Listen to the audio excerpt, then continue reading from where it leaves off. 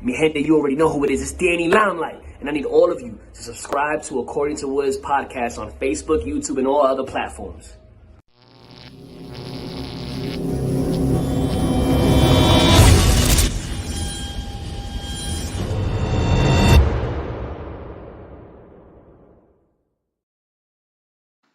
What's good, party people? This is According to Woods, and I have the honor and privilege of talking to my friend. She is a former WWE Mae Young Classic competitor. She's like literally paved through the gold and silver and all types of things, multi-time champion, and a litany of other astounding British promotions. She's the one and only Big Femme Vader, Ayesha Raymond. Ayesha, what's going on? How are you doing? I'm trying to survive lockdown. Save me, please. Please. I think we all are. And Carl Diamond, good brother there, says, yeah, here we go. Here we go, Carl Diamond. Let's go. Let's go. But yeah, trying to survive lockdown. How has it been for you? It's literally just been the stop-start. It's just messing with my head. I mean, we had the start of lockdown begin in March of last year. I work for Fierce Females, now co-own Fierce Females, and so the last show that I did in Scotland at that time was just before lockdown, and then we've just had to sit here and kind of wait and then open and shut stuff, and it's just like my brain is like literally I've described this year and a half as a concussion I never wanted.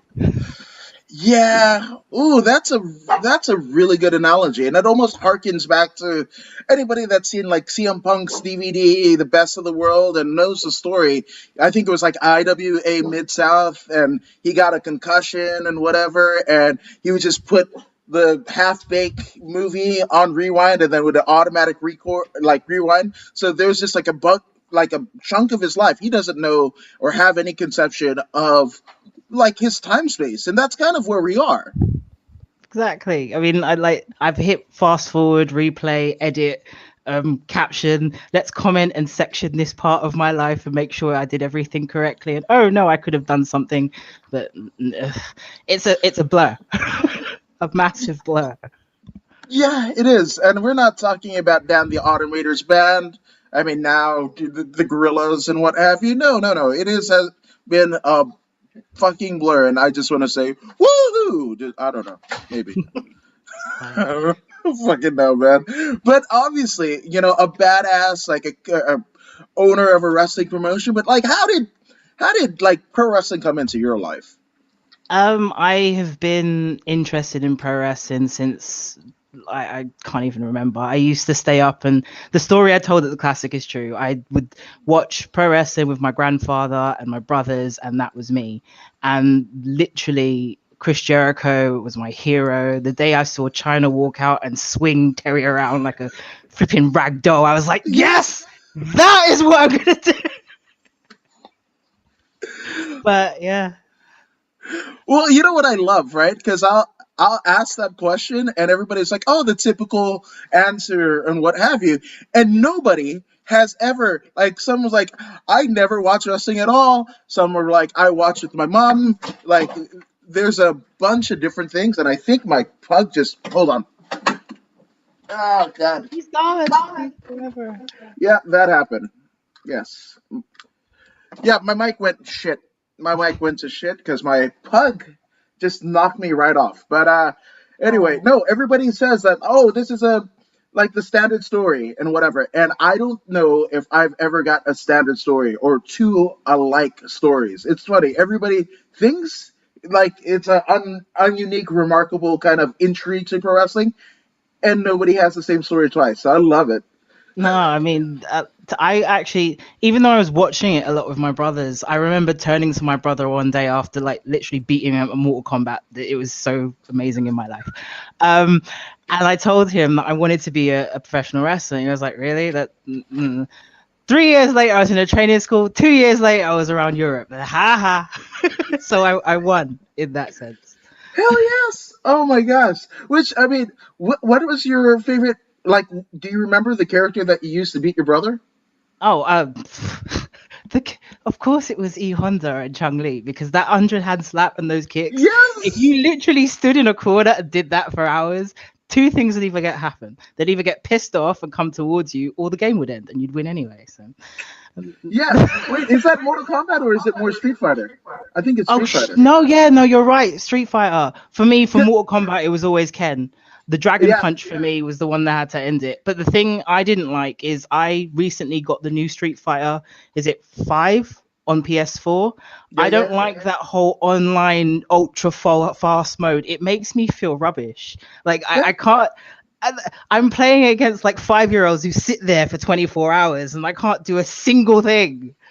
It's annoying. I used to be amazing at this game. Yo, 100%. I'm the same fucking way, man. Like, like we play for the like every like month, right? The fucking the bill comes and whatever, like for Xbox Live or whatever, and I'm like, you can cancel it. I'm not even playing it. It's like, oh, it's our son, right? Because our 13-year-old. Because the fact of the matter is, after having a hard day at work and whatever, boss telling me you're the shit, like not you're the shit, you're the shits, you suck, you're not getting that promotion, fuck your life, whatever, and then you go home for some kind of reprieve and get my ass kicked and shit talked by a 5-year-old that has like done fuck all. Like, where have you drawn money, fucking Timmy? Just saying, where have you drawn money? No, sit the fuck down.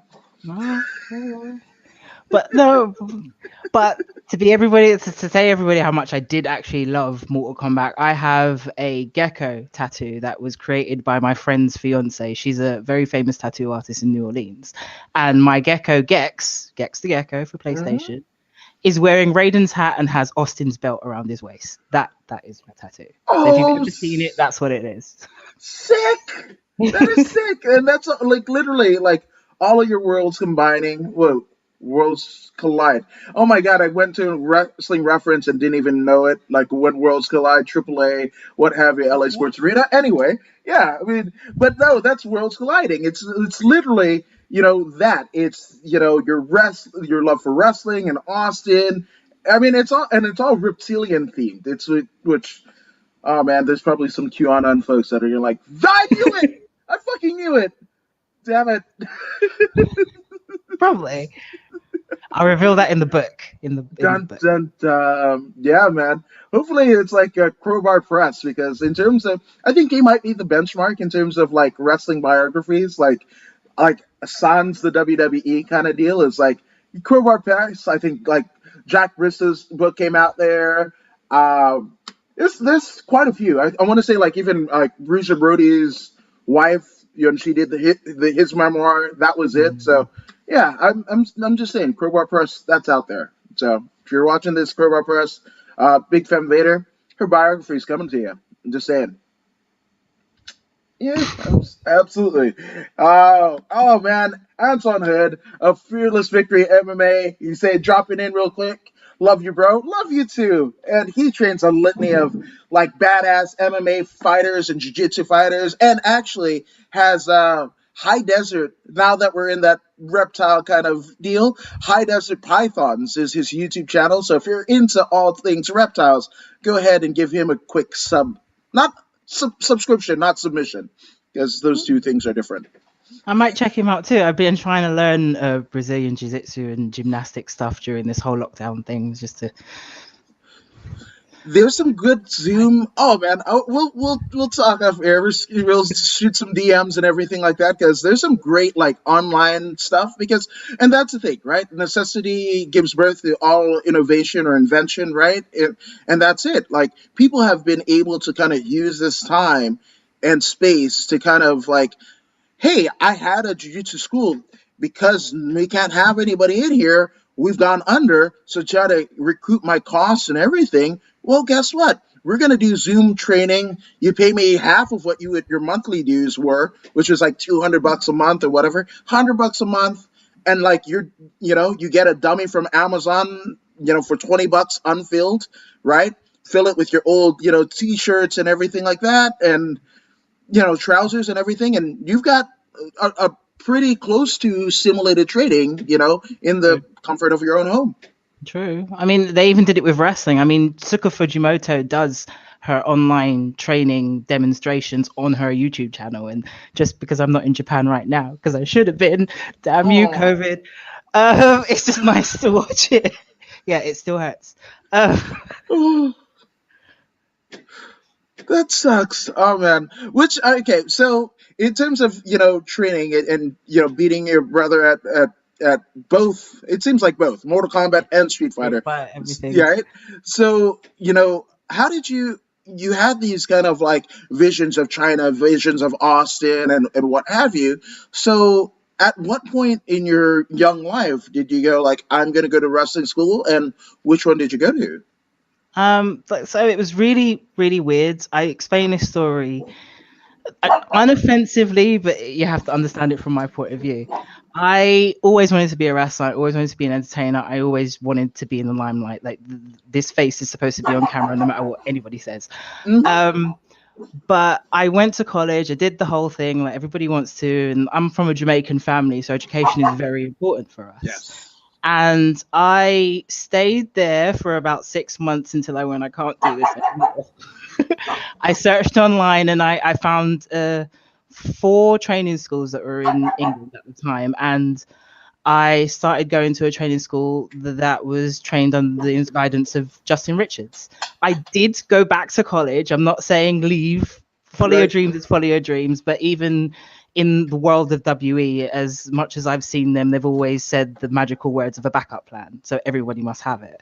I did end up going. I have degrees, but I ended up being trained by Justin Richards, the FWA legend. I learned Yes. so much from that man in terms inside and outside the ring. And he was the person who basically told me, spread your wings and fly. I can teach you what I can teach you, but you never stop learning, which is why you see my name darted about different places. I love it. And I mean, I think FWA, I love that you train there, but I think it gets like kind of lost in terms of like the prominence of British wrestling. Obviously now, NXT UK and Progress, and I mean there's so many things throughout the UK, Pro Wrestling Eve, there's your own promotion, right? There's so many things, but I think FWA, and like folks like Jody Fleisch, who again, I absolutely brilliant, right? Justin, right? Absolutely brilliant. But they got to get lost in between like what was World of Sport and then, What was this kind kind of of, Brit Rest Indies is right, what kind exactly. of referred to it as. But I mean, they brought in everybody from like AJ Stott, like that early 2000s kind of period was almost, I mean, it gave way for what we essentially have now.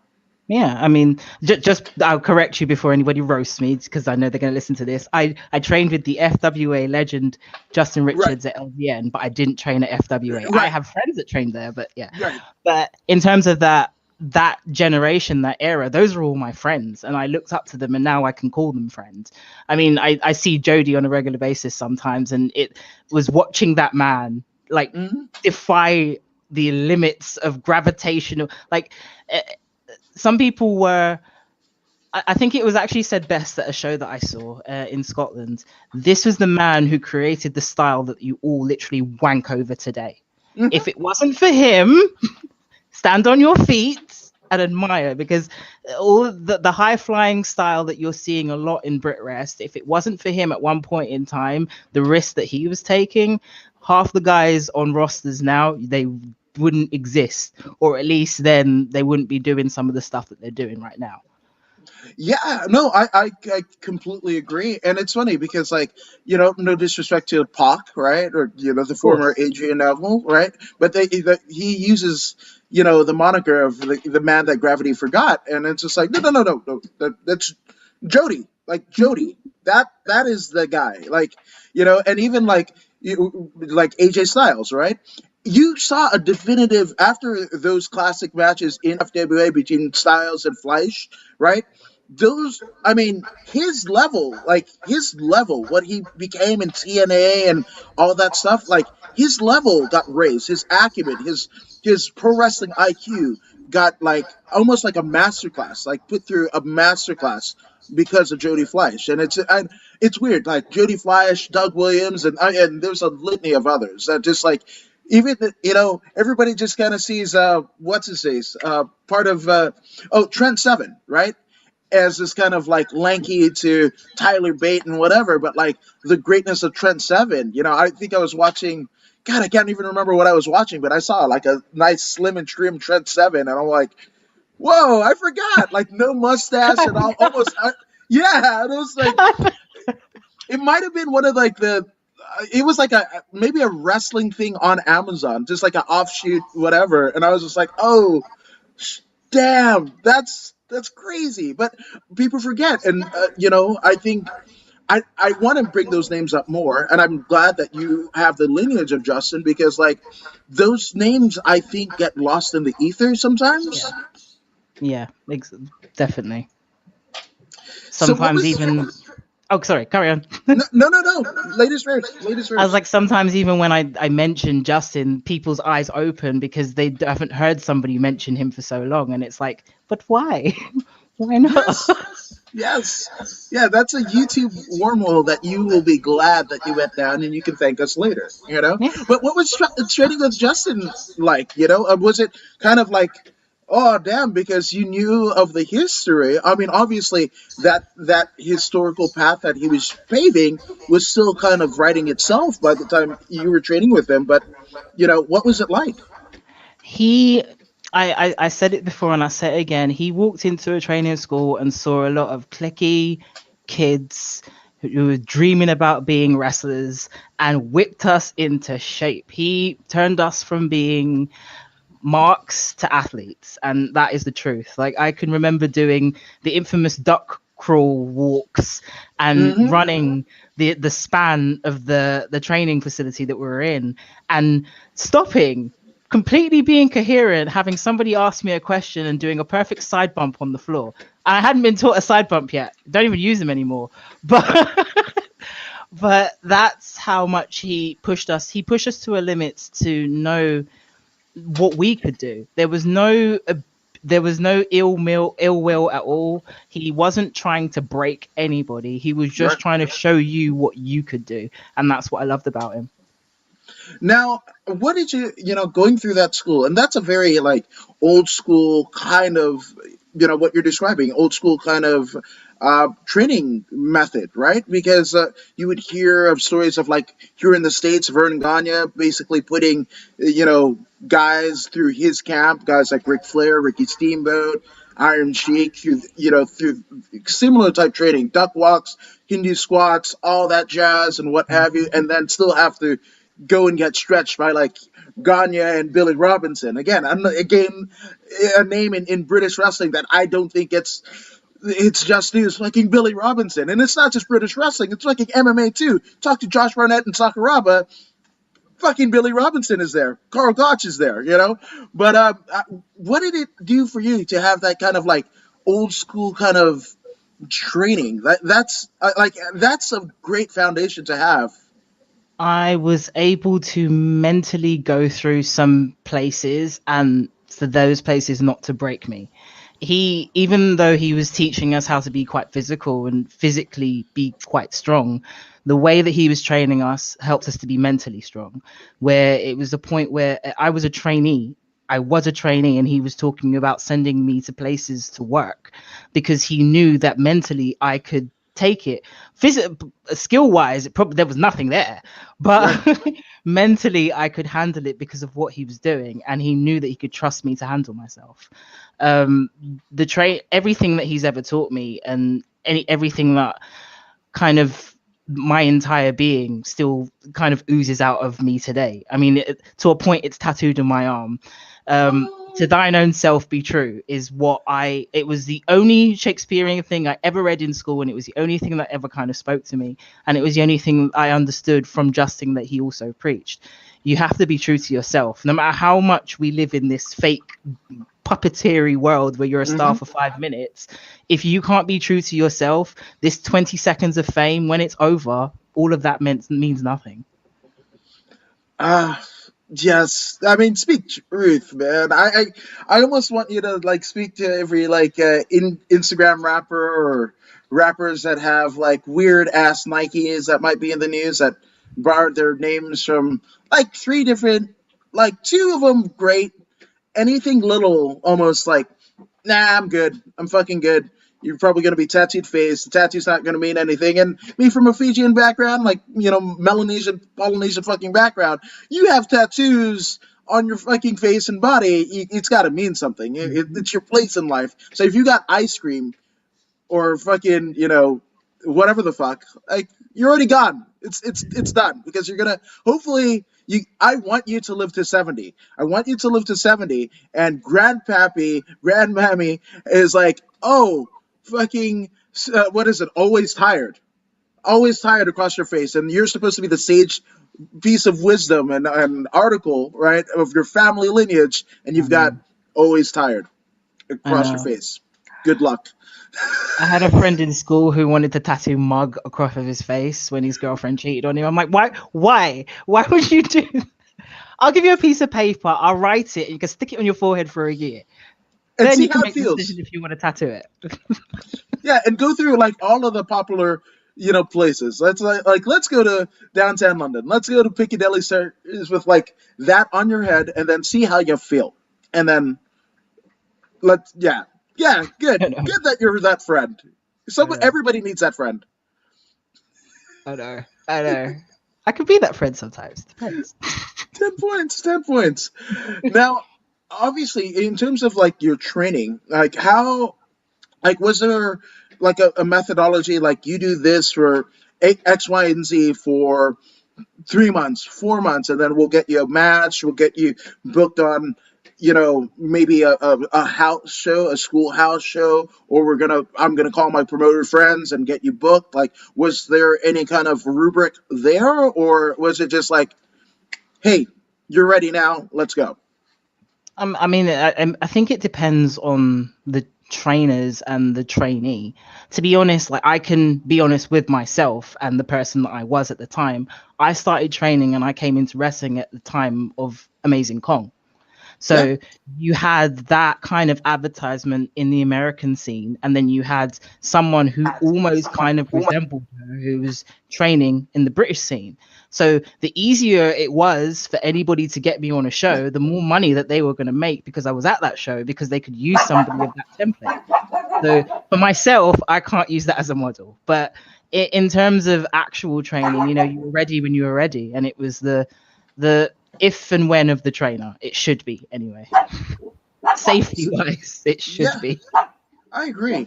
So what time from the minute that you stepped into the school to your first match? I mean, how much time passed in between? Honestly, I it's probably a year and a half. Oh wow. But I was training weekly, and then I was also going to training seminars around the country. So it wasn't just me staying in one place. That's amazing. And again, that those are the things. And a lot of people, at times, if they're not a part of like the pro wrestling scene, they don't get it, right? But the fact of the matter is, when it's almost like going into like university, right? Like when you go to college and what have you. You don't just stick to one class or your course load and what have you. And even if it's your particular major, you're learning other things. And that's a very astute way to approach the business, is to have your formative training and knowing what you want to do and the teachings that you want to expound on, but also to expound your basic like knowledge of what this thing is and getting different looks from different people. And that's so cool to have all of that kind of like insight before your first match. That's amazing. Thank you. I've been very lucky, I can say. So do you remember your first match, and where was it? Yes, I do. And I am the only person who has any kind of video footage of it. It will never be released unless someone wants to give me £1 billion. It was okay for what it was at the time. I mean, we did the basic wrestling wrist lock in and out sequence. But my main, like my big hurrah of the match is I got to powerbomb the then LDN champion. And it was the only move that I could basically do at the time. Forget teaching her a slam. It's all right. Hip toss is okay. Power bomb. That's what we need to do. So I power bomb Billy in the middle of the ring. The whole place goes mental. I roll out Yeah. the ring and he gets pinned. So that was my big hurrah. I was just like, it's all right. Works. Damn it, it worked for Diesel at the Garden over Bob Backlund, so what the hell, right? It earned him a Yeah. WWF title. Just True. saying. True.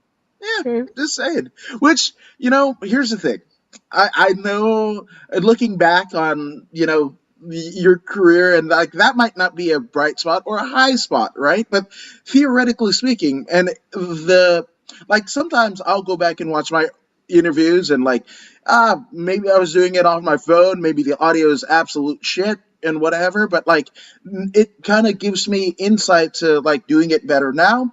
And I think I can't remember, there was a comedian who basically had this concept of this show where all these like top tier comics, the Bill Burrs, the Joe Rogans, and what have you, they basically go back into their I think it was called notebooks, and you can get it on YouTube, but like basically going into like when they first started their notebook of jokes and everything, and having to whatever to kind of basically have a timestamp of where they were at Yeah. that point of their careers and what was like vogue, so I think it'd be cool maybe like on a Twitch channel, like you revisit that match, give your commentary and whatever. I think it could be fun.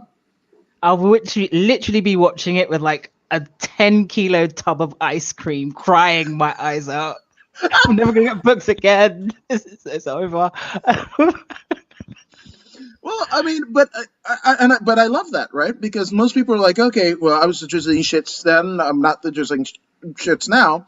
But now like you are you are a name. You have been on WWE TV. You search on the WWE network, you're there. You've got an entry where a lot of people don't, right? So I think that's kind of cool because that to have that high sense of self. Most people, are like, man, maybe they're bragging, humble brag or whatever. But like the fact that all you want to your viewing audience to see is excellence, that you present excellence. And so I like it. I really do. Thank you. I'm just That's saying. why it's actually been really hard. This is the first video thing. I think this is this is the second one I've done during this whole lockdown. Me cutting Yep. my hair was just a big thing to me. I was just like, I can't. I can't.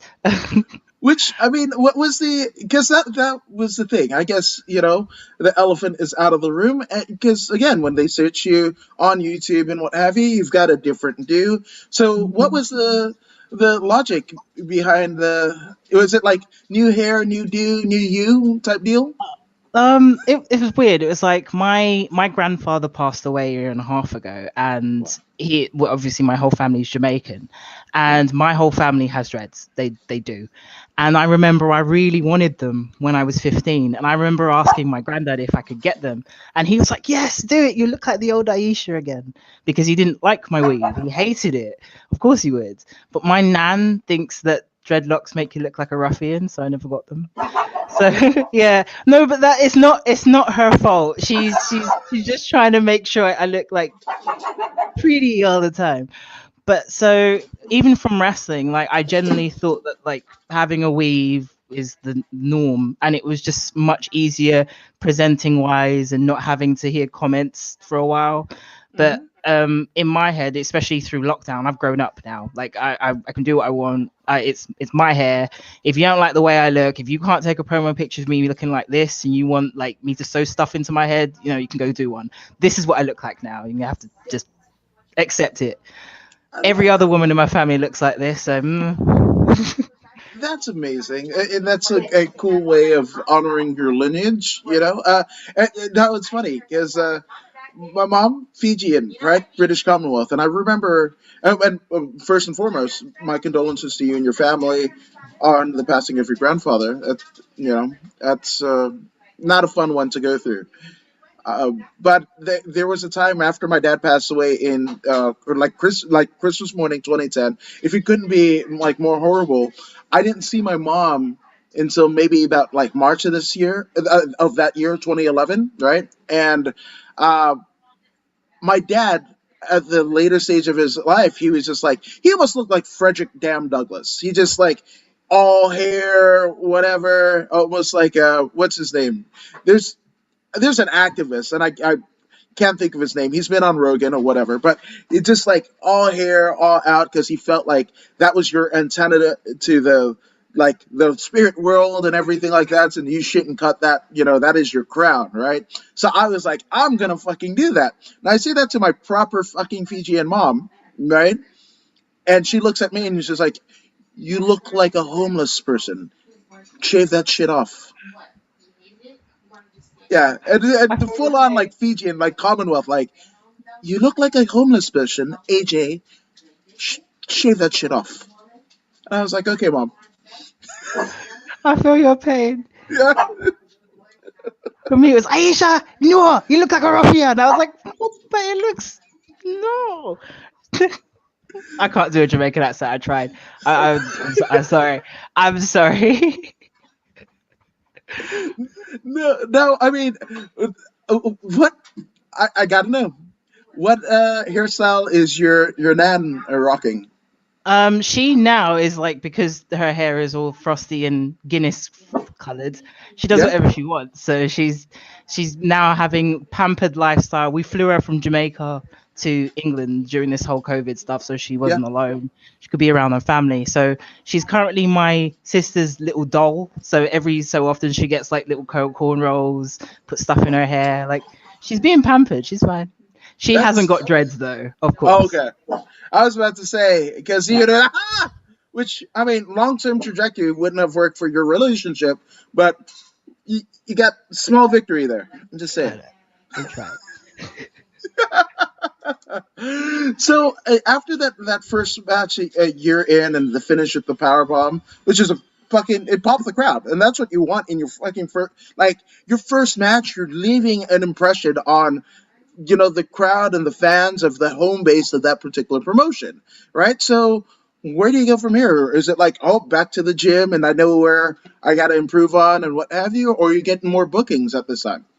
It was so by this time, Justin has basically tried to give us the explanation of you need to spread your wings and fly. So I ended up traveling with a group of the other trainees to Norwich, where we trained with the Knights in Norwich. Yeah. And like we there, I was able to establish the group that kind of made me find my footing as the Amazon, which was London Inc.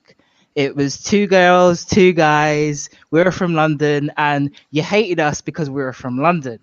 Mm-hmm. Nothing else. No Mm-hmm. other reason. Because we were from London, and we literally just ripped through Norwich. The car stories from London Inc. are just terrible, to the point where like sensory is needed sometimes. Yeah, well, I mean, and obviously, for those who are unfamiliar, the Knights, right? This is, the literally the archetype for fighting with my family. Paige, Ricky Knight, Sweet Soraya, Zebra Kid, like, so. Who are like? Was that the ensemble that was there when you went up there to train with them? Yeah, I mean, when I came up there initially, I mean, Zach was there, uh, Soraya was there, Julia Hamer, Ricky Knight, Rowdy Ricky Knight, Zebra Kid, Roy Knight. You have, and then obviously the before page, Brittany Knight is what the Yeah. person that I knew. Amongst a literally an entire spectrum of a roster that unfortunately became lost in an ether. But we basically brought a roster of Londoners who wanted to wrestle. Like we officially had Santino Marella before he was Santino Marella in the name of Marco Marinelli, and we had him, and they drowned him. Oh. You know, like the amount of talent that was there at the time, that was basically sacrificed is sad. And like now growing up, like I'm an adult now, and I look back and I'm like, oh my gosh, you guys could have made so much money, but you're so stupid. Hey, Selfish, stupid. You could have made. Oh my gosh, like. but you don't know, because I mean, Oh in no, Jerry you do. Literally now, after getting a book for a company, I look back on the roster that was at that place at that time when I was there. Literally, they had British Kong. Hi. They had things that were there. They had things like, but it was just they drowned it because they couldn't let anybody else to have the spotlight apart from them.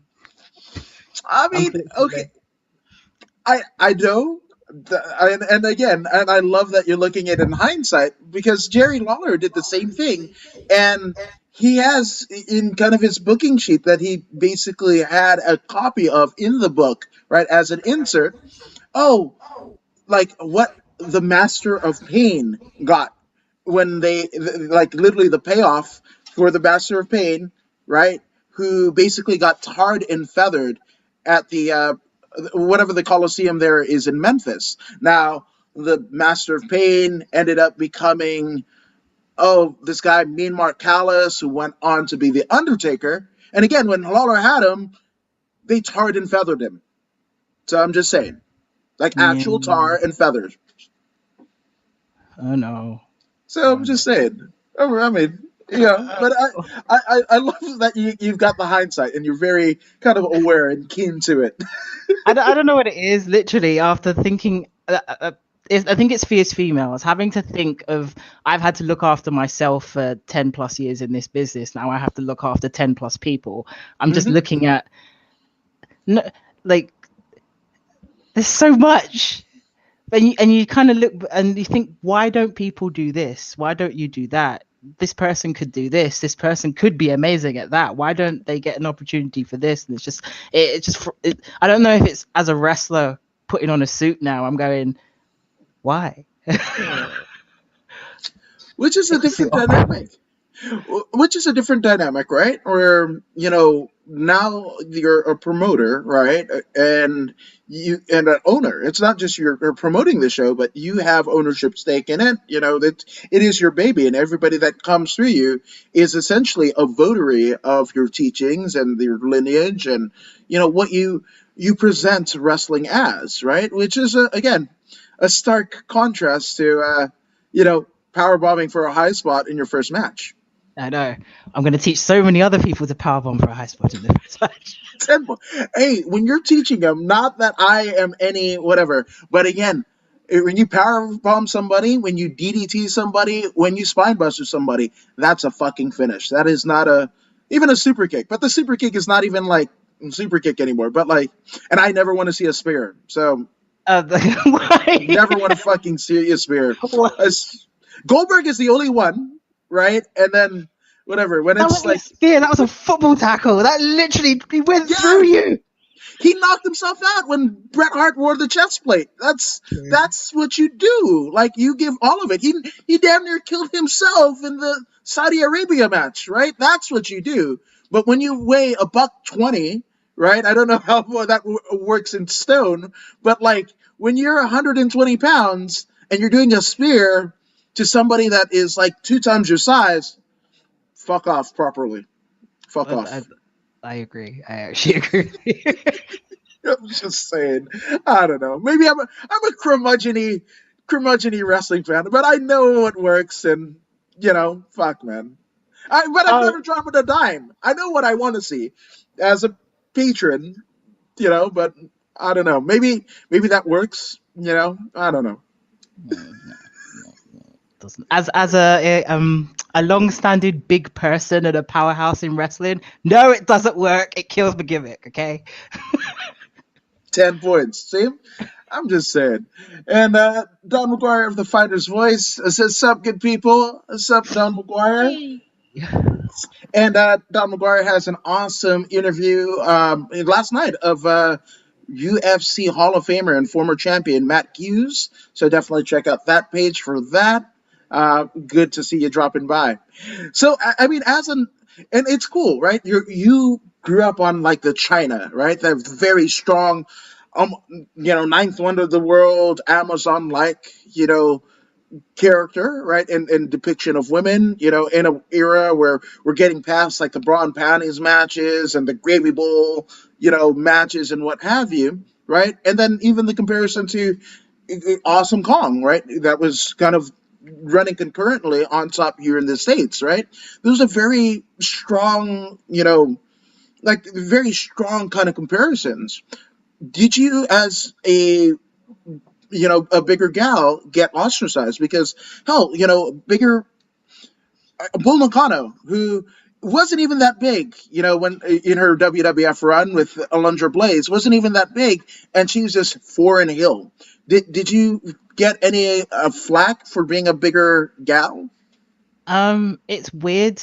I'm going to say this without sounding overly not disrespectful, but big girls or even myself, you get deemed with the horrible stigma of being dangerous Mm. or being stiff.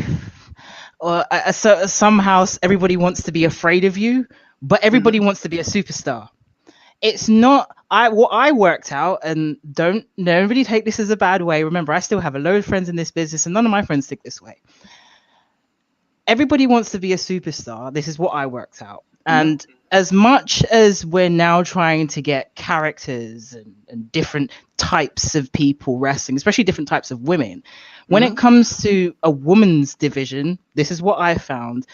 Everybody wants to play the Shawn Michaels show stealer role, but nobody wants to know their place. I am a big person.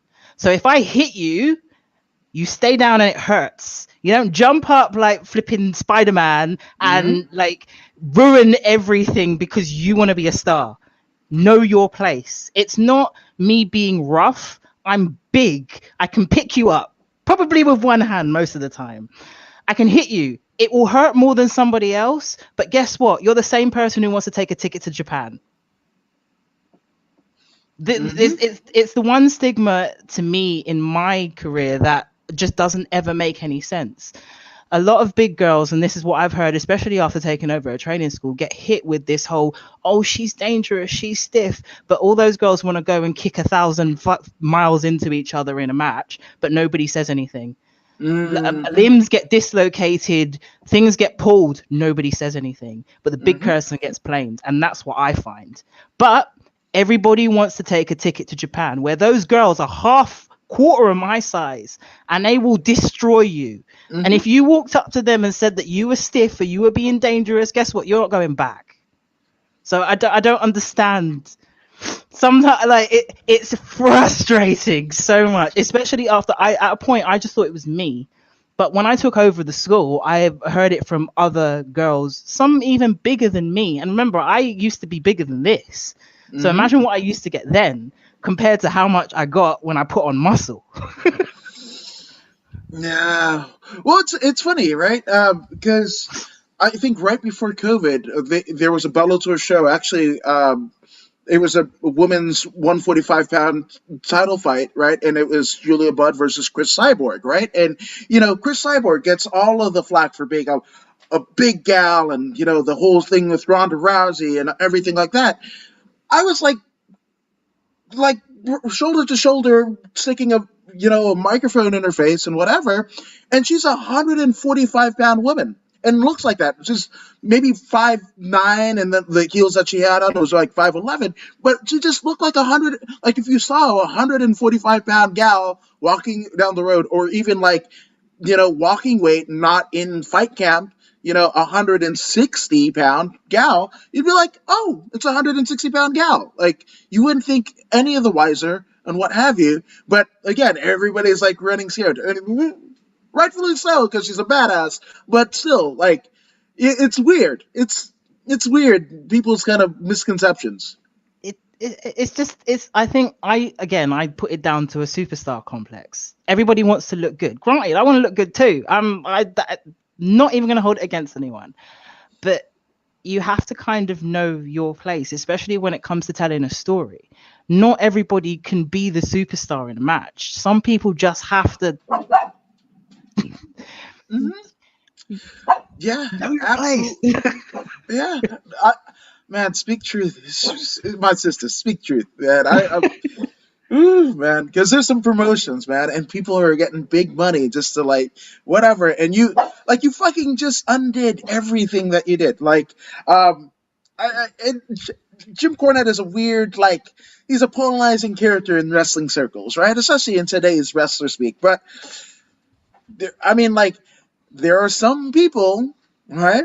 Some tag teams, right, that make the most extraordinary looking shit look ordinary. Like, look ordinary. You look at Cowboy Bob Orton back in the day, Randy's father, right? And when he would just leap up, right, and go to the top rope and whatever, they're like, you shouldn't do that at your size. Big Show, when it was a giant in WCW, would scale the fucking ring ropes and do a missile dropkick, and he was like 3/4 of the ring. He was like when he landed, there was only 5% of the ring that you could be visibly seen under him, right? And he fucking like a gazelle up the rope, whatever, you know.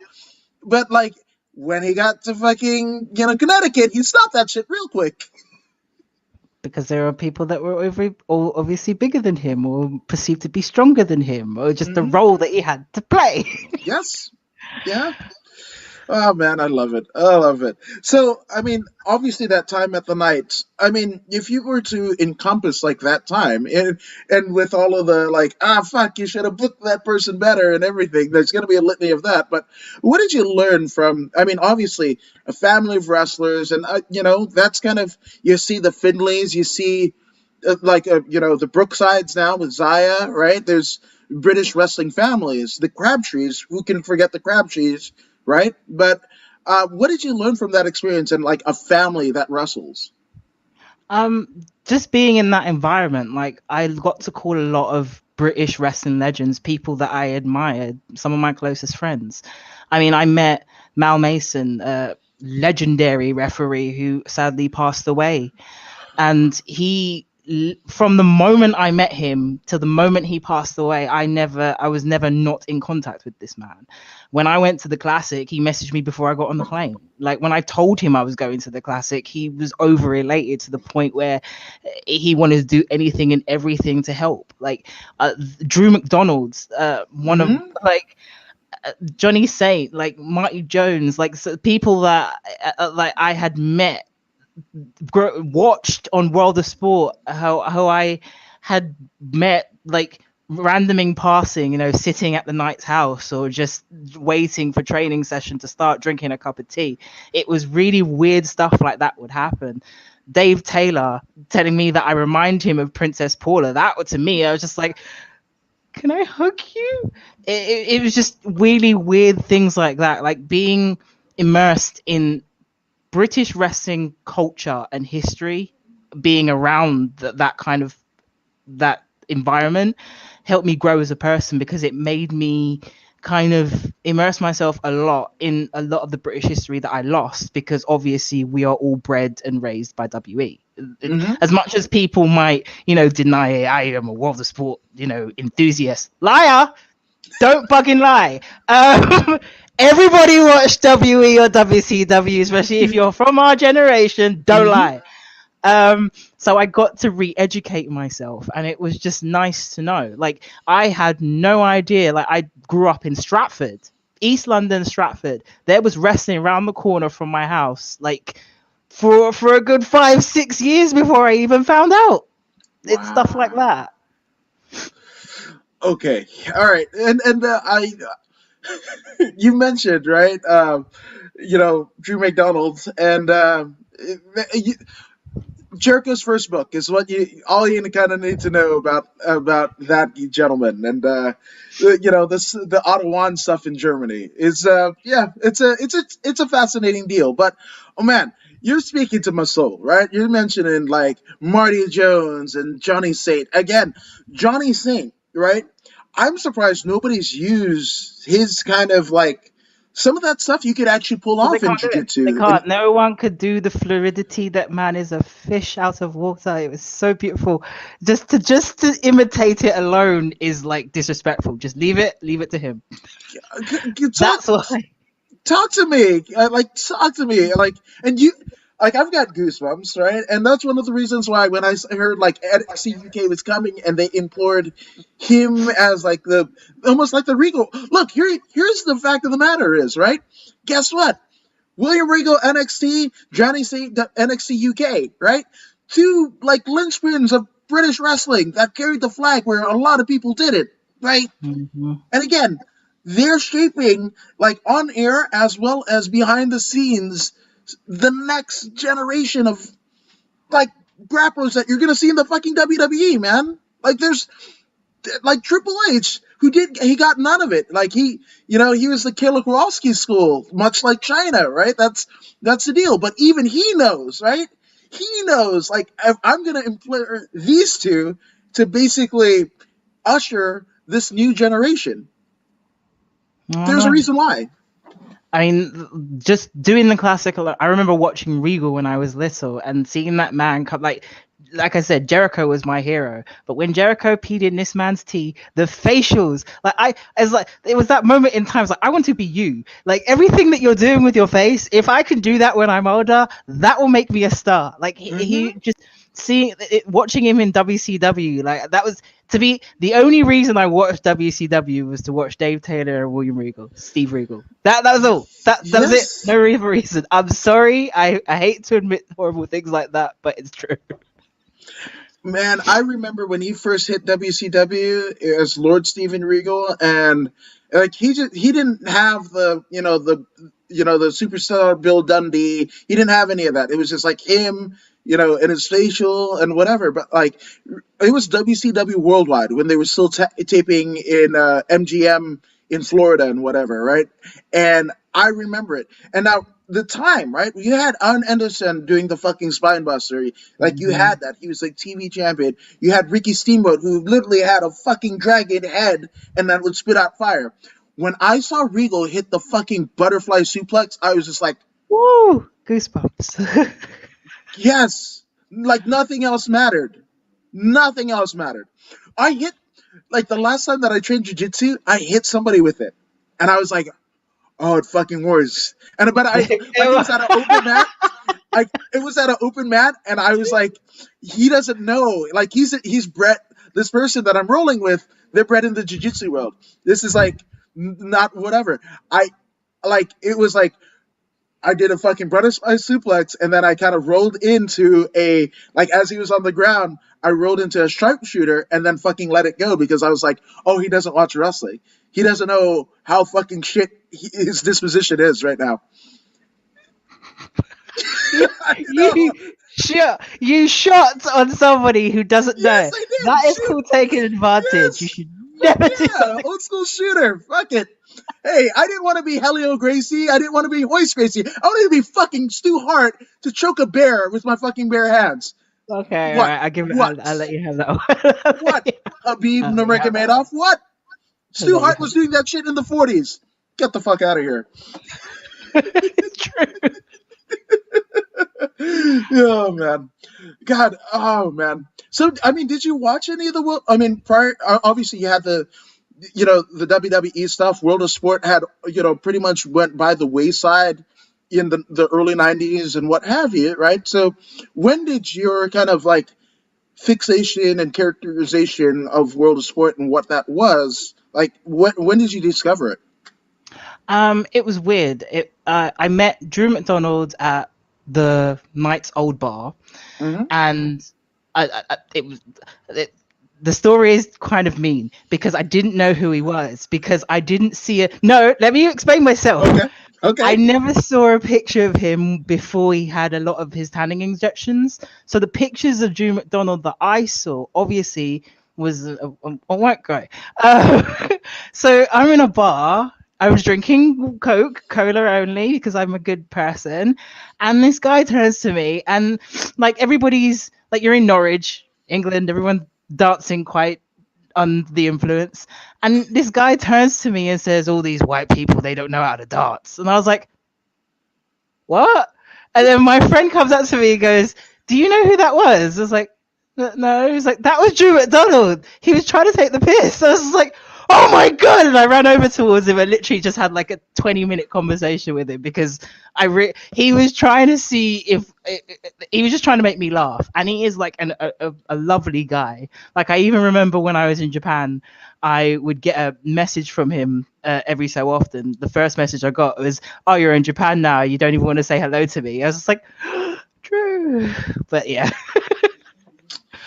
But like my introduction was through him, and he basically telling me about Princess Paula, about all of the other people who'd come before me, and he wanted me to take a look at Mick McManus because we did a sequence or a training sequence in the school that day where we had to pick a area of the body to work, and I was working with somebody and we just thought we'd have a laugh. We were going to work the ears. So everything I did was to work the ears, or kick somebody's ear, or ring the ears, or whatever. And he had watched that because he was at the training school.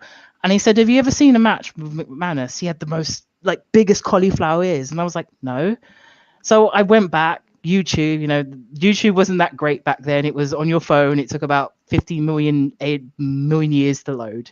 Yes. But I searched it and I saw this dude with like these massive cauliflower ears, and everything that in the match they were targeting towards his ears because obviously that was his weak point. And there's about 6 or 7 matches of them just working his ear, and I was just like, this is amazing. So that became me searching more, and then it just branched off to there. So, I mean, obviously, you've got, like, the McManus and Prince Polo and all that, what have you. But, like, do you have a favorite of what you ended up consuming? Like, every time that, like, what was in the search engine, the YouTube search engine when you look for World of Sport? Constantly, what was in the search Yeah. engine? Honestly, I'm trying to look back. Honestly, what was in the search engine the most? It honestly became over flooded with. Huh? What are you gonna say? No, I'm with you because I like where It this is honestly going. became over flooded with Klondike Kate. So I obviously had met Jane at different shows and mostly Premier Promotions because that was the promotion that we were working for. A very old school promotion run by John Fremantle, one of the last old school promotions. Still does rounds. Mm-hmm. Get your mind over that. And I wasn't that aware of a lot of British women that were working, especially still, because that was at a period of time where she was in and out of retirement. Right. And obviously a documentary also had aired at that time about British wrestling. So the name Klondike Kate was everywhere. And I'd seen this woman she was a big lass, but she was very agile, very strong, very powerful, and physically all of her matches made sense. Even though her opponents were able to outsmart her in when they needed to, she was still very dominant over them, no matter what. And to me, when I was training and then watching stuff, I was like, that's what I want to be. That's how I want to wrestle. I want to make it logically make sense. If you're going to put me off my game, make it make sense and make it entertaining, because I couldn't exactly use the example of women like China and her matches because those matches were done for showmanship. They were done out of storylines. So they weren't really things that I could follow working in a British setting. So when I saw Klondike Kate working, I was like, yes. And she's one that if MMA had happened maybe 15 years before, she could be there. She would have crushed them all. Yes, 100%, 100%. It's man. Now, see, look what you did. Because now I'm gonna go like Shayna Baszler versus Combat Kate. Like that's and like a British, like a World of Sport British rounds like fight. Like that's what I do all day. Like what would Eddie Bravo versus like Carl Gotch, look like in terms of like Eddie Bravo invitational rules, like submissions. Like I do that all day. It's like, see, I'm thinking now. Look what you did. Jesus. I do it with matches. I think of matches all day. Yeah, there used to be this show in the States called The Deadliest Warrior, where they would get like all the warriors throughout time. Like, what would a samurai versus like a a Zulu warrior, and they would get all of the weapons and everything like that, and then they would put it through a simulator like 1,000 times. They do the fight and whatever, and who would win, and that would be the like. And they even had like the spears and all that stuff. They had like a jelly human, like they made it out of gelatin and whatever. And when you speared him, it would bleed. It was, oh man, I'm gonna send you some links. It was I the greatest love thing. that. Yes, but that's the way that I do like Deadliest Warrior kind of calculations of what like pro wrestling versus like what would Vern Gagne versus Kurt Angle look like? Like what does that look like? Like The fuck world man. would explode. Yes, that's what I'm saying, and that's what fucking everybody's like. You're fucking old, dude. And I was like, nah, man, I like good shit. Dude, why hasn't anybody fucking brought back Vern Gagne's dropkick? There's all the fucking high spots, and no disrespect to fucking Bob Holly, when he was throwing his perfect dropkick. Billy Gunn had a pretty good one. Okada probably has one of the best ones of the last 20 years. But fucking Vern Gagne's dropkick, where he would fucking spin out and take a flat back bump, son of a bitch, like somebody needs to bring that back like with a vengeance. Jesus. Now you said it, you realize what's going to happen. You're going to see memes everywhere on Instagram. Okay, that's fine, right? I'll take 1,000 fucking, what is it, like in shorts and t-shirt, baggy shirt, fucking wrestlers doing a Vern Gagne dropkick, right? Then doing fucking spears or 80 super kicks in a 7-minute match with entrances. I'm gonna get so much heat, am I? You are. Yes, this is me saying this. This is not Big Van Vader. Which, fuck, man, I love that. I love that moniker, right? Because it's an ode to Leon White, but you made it your own. And, there's recycled moves in wrestling, right? I mean, Kevin Owens is doing a stunner, right? Which I still don't feel right about. It doesn't sit well with me. It just, you don't do that, right? That's sacred, right? But Big Van Vader, right? He was Leon White, as Baby Bull Leon White in AWA, into, former WCW champion, like legend in Japan and everything like that. But you made it your own, Big Fem Vader. Like how do you do this? Like this is like, but it speaks to your creativity.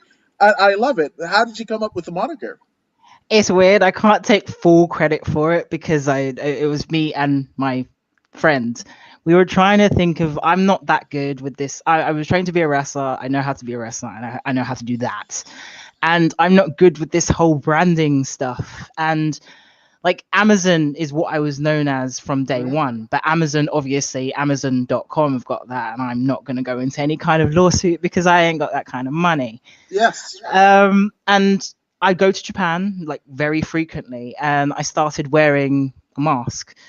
I wanted to be more agile. I was being trained by the Seedling dojo, Natsuki Teo, who is the inventor of the high-speed matches. And she literally said, Amazon, be more speedy. You will be athletic monster. I'm like, what do you mean? He's like, maybe moonsault, but maybe die. I'm like, I'll try. So every day in the dojo, she did teach me how to be a monster in terms of Joshi sense. But she wanted me to be more than just the big smash, grab, power monster. She wanted me to be very athletic. So she started teaching me a lot of the lucha styles. I started watching a lot of old Hamada stuff, which I was very pleased to do. And in my head, I was just like, Big Van Vader was a star in Japan. He was an ominous monster like myself. He was a beast, and he was very agile. I can't be a Big Van Vader Amazon person. I can be big. I'm a woman, which I try to tell people on a regular basis. Femme, there you go, and Vader. So we put it all together, and it just sounds really pretty. So yes, there you go. It sounds fucking proper, and I love it. I love the ode that you have, and I'm surprised like nobody's like done a kind of female variation of like Bruiser Brody, right? Like we're not talking about Frank Goodish the guy, right? We're talking about Bruce and Bruce Brody, and the Brody. character. Like, do like a female version of that. But I love that. And again, people that are going to watch your matches, little girls, guys, right? Little boys that are watching your matches and they're like, Big Femme Vader, that sounds cool. And a weird kind of dyslexic thing will probably happen. And they put like Van instead of Femme and whatever, or just Vader and a guy with the fucking mask and a mastodon and the fucking helmet and whatever. And it's just like, you've basically unlocked the Pandora's box to the wrestling that you grew up with and loved and whatever that they didn't know anything about. So I love what you did there. Thank you, dude. If I could get the armor, the smoke, I'd I have looked everywhere. If anyone could make it, you guys out there, like hit me up at Big Fan Vader. Anything. If you know how to make armor that shoots smoke, Okay. All right. I'm, I might not. Okay. You're going to be he flooded. knows somebody. Yes. No, we're going to flood you with DMs. We're going to flood you with DMs. As I may live a stone's throw away from Hollywood. That might know, a couple of prop makers and what have you. Yeah, again, we'll talk. We'll talk. There we go. Cool. Yeah, Cool. just saying. Um, Shit, man. And was that transition, right? Because you were taught to be like I mean, first there's the British style, right? And then you're a bigger gal, right? So you're physically imposing, right? And then now you're taught how to like do lucha stuff, which is almost a paradox of what you had learned up to that point, right? It's coming from a good place, right? You're booked to train in Japan and what have you. It's coming from a good place and what have you. You're watching, and I gotta ask, was it you mentioned Hamada? Was it Grand Hamada? Was it Sochil? Was it what is it? Ayako. I want to say it's Ayako. like, yeah. Ayako. Okay. Have you Because seen her sisters? Have you seen her sister stuff? no. Oh, Xochitl. Okay, so here's the crazy thing, right? So the Hamadas, right? Grand Hamada, obviously Japanese gentleman, right? He goes over to Mexico, marries a Mexican woman, right? So the two girls that they have, and I don't know if there was like brothers or whatever, but like definitely the two girls that they have was essentially Ayako and Xochitl. And maybe Xochitl has a different mom. Can't remember. But Xochitl looks Mexican, right? And then Ayako looks Japanese, but they have like the same kind of genealogy, which is wild. But Xochitl Hamada, Okay. again, I'll send you some stuff. Do that.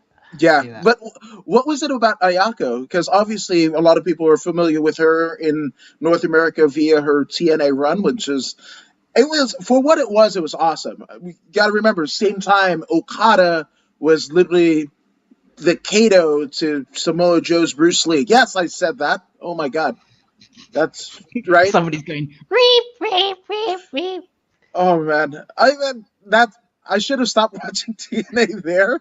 Nothing against it, but damn, what the fuck? If you're thinking about like you had Santino Marella and the fucking Knights booked them to shit, Okada, the Rainmaker was the fucking guy in the. What am I? Yeah. Well, in terms of Hamada, I started watching her in the Knockouts division before my first tour of Japan when I went for Stardom, first of all. And I had met her. I'd been obsessed with her because she was a big girl who could fly, first of all. And that's all aces for me. And I had worked a Sendai show, and we had done the parade where everybody comes out, you stand in a line, they do the introductions and everything. But they had given a speech just before they were about to hit the camera lights and everything. And she looked at me and she went, "Do you understand?" And I went, "No." So she actually took me like backstage, explained everything that they had said in the announcement, and then we came back and then everything started. Wow. So just having this person like who I'd idolized, and then suddenly she just showed me literally one of the most, as a gaijin, like a first time gaijin, the most greatest forms of kindness. I was like, I will love you forever. Forever and ever.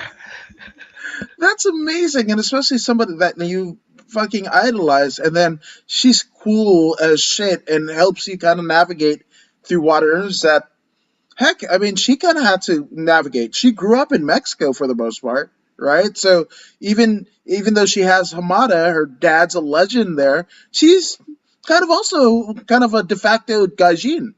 Exactly. So it was just nice. She probably just felt my pain at one point in time. Oh man. So I mean, did that enhance the experience for you? I mean, obviously you're in Japan. That's kind of for a lot of people that is the dream. I mean, hell, I half Fijian, half African descended of slaves here in America. Let's say almost similar genealogy to The Rock. So I was just like, fuck, man, I'm gonna be a giant. I'm gonna wrestle in Japan, and then my knees are gonna blow out, and then I'll settle into some commentary position in North America. That's literally as an 18-year-old me, whatever. And that growth spurt never fucking came. So, Oh. yeah, I know. But I mean, for you to kind of have this influence, like of Hamada, and then her being so kind, and you are in Japan learning under her, right? It's not like you're in, I don't know, and what is it, the Universal Studios in Orlando. You're in Japan with Hamada, and she's explaining to you what's what. Like that had to enhance the entire experience.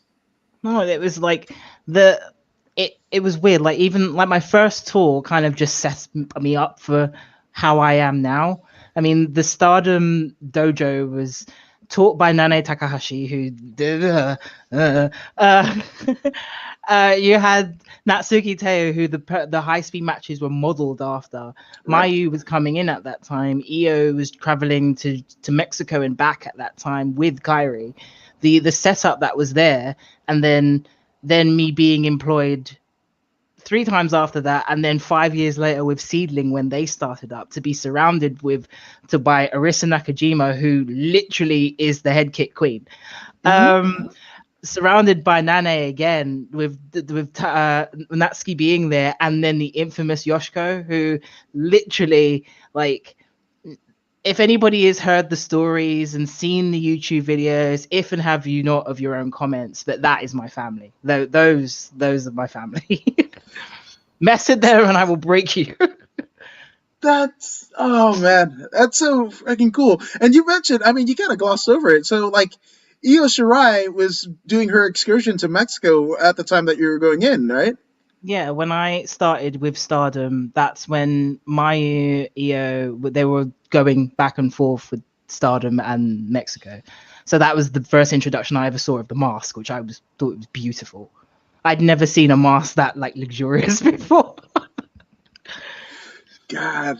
Now, I mean, how long was that tour? That was 2014 or 15, so that was a while ago.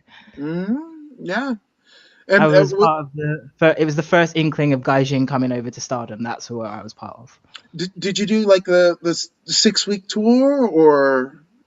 I did 3 months for my first one. Then I did Ah, 6 months. Yeah, none of them were short because again, because I was British as well. It's just easier and more convenient for you to stay there for as long as possible.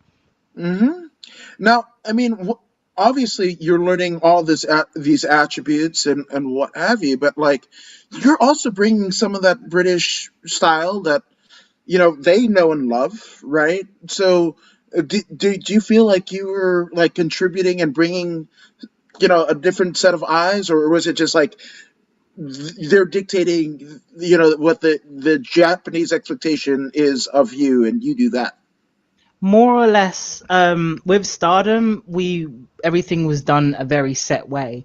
I found that when I came into Seedling for the first the the the Seedling tours that I've done recently, they're very very welcoming on like my input when it comes to like training within the dojo, because they're very, even though everybody's obsessed with Joshi wrestling at the moment, in terms of like the wrestling that we now see is actually still quite new. The Mm-hmm. hold for hold combat, like catch can wrestling in Japan, is still very new. So Yes. that's why they praise a lot of the British and the Mexicans that come over, because we bring our style onto them, as well as they teach us a lot of their styles because they're very shoot influenced. More so than the British style.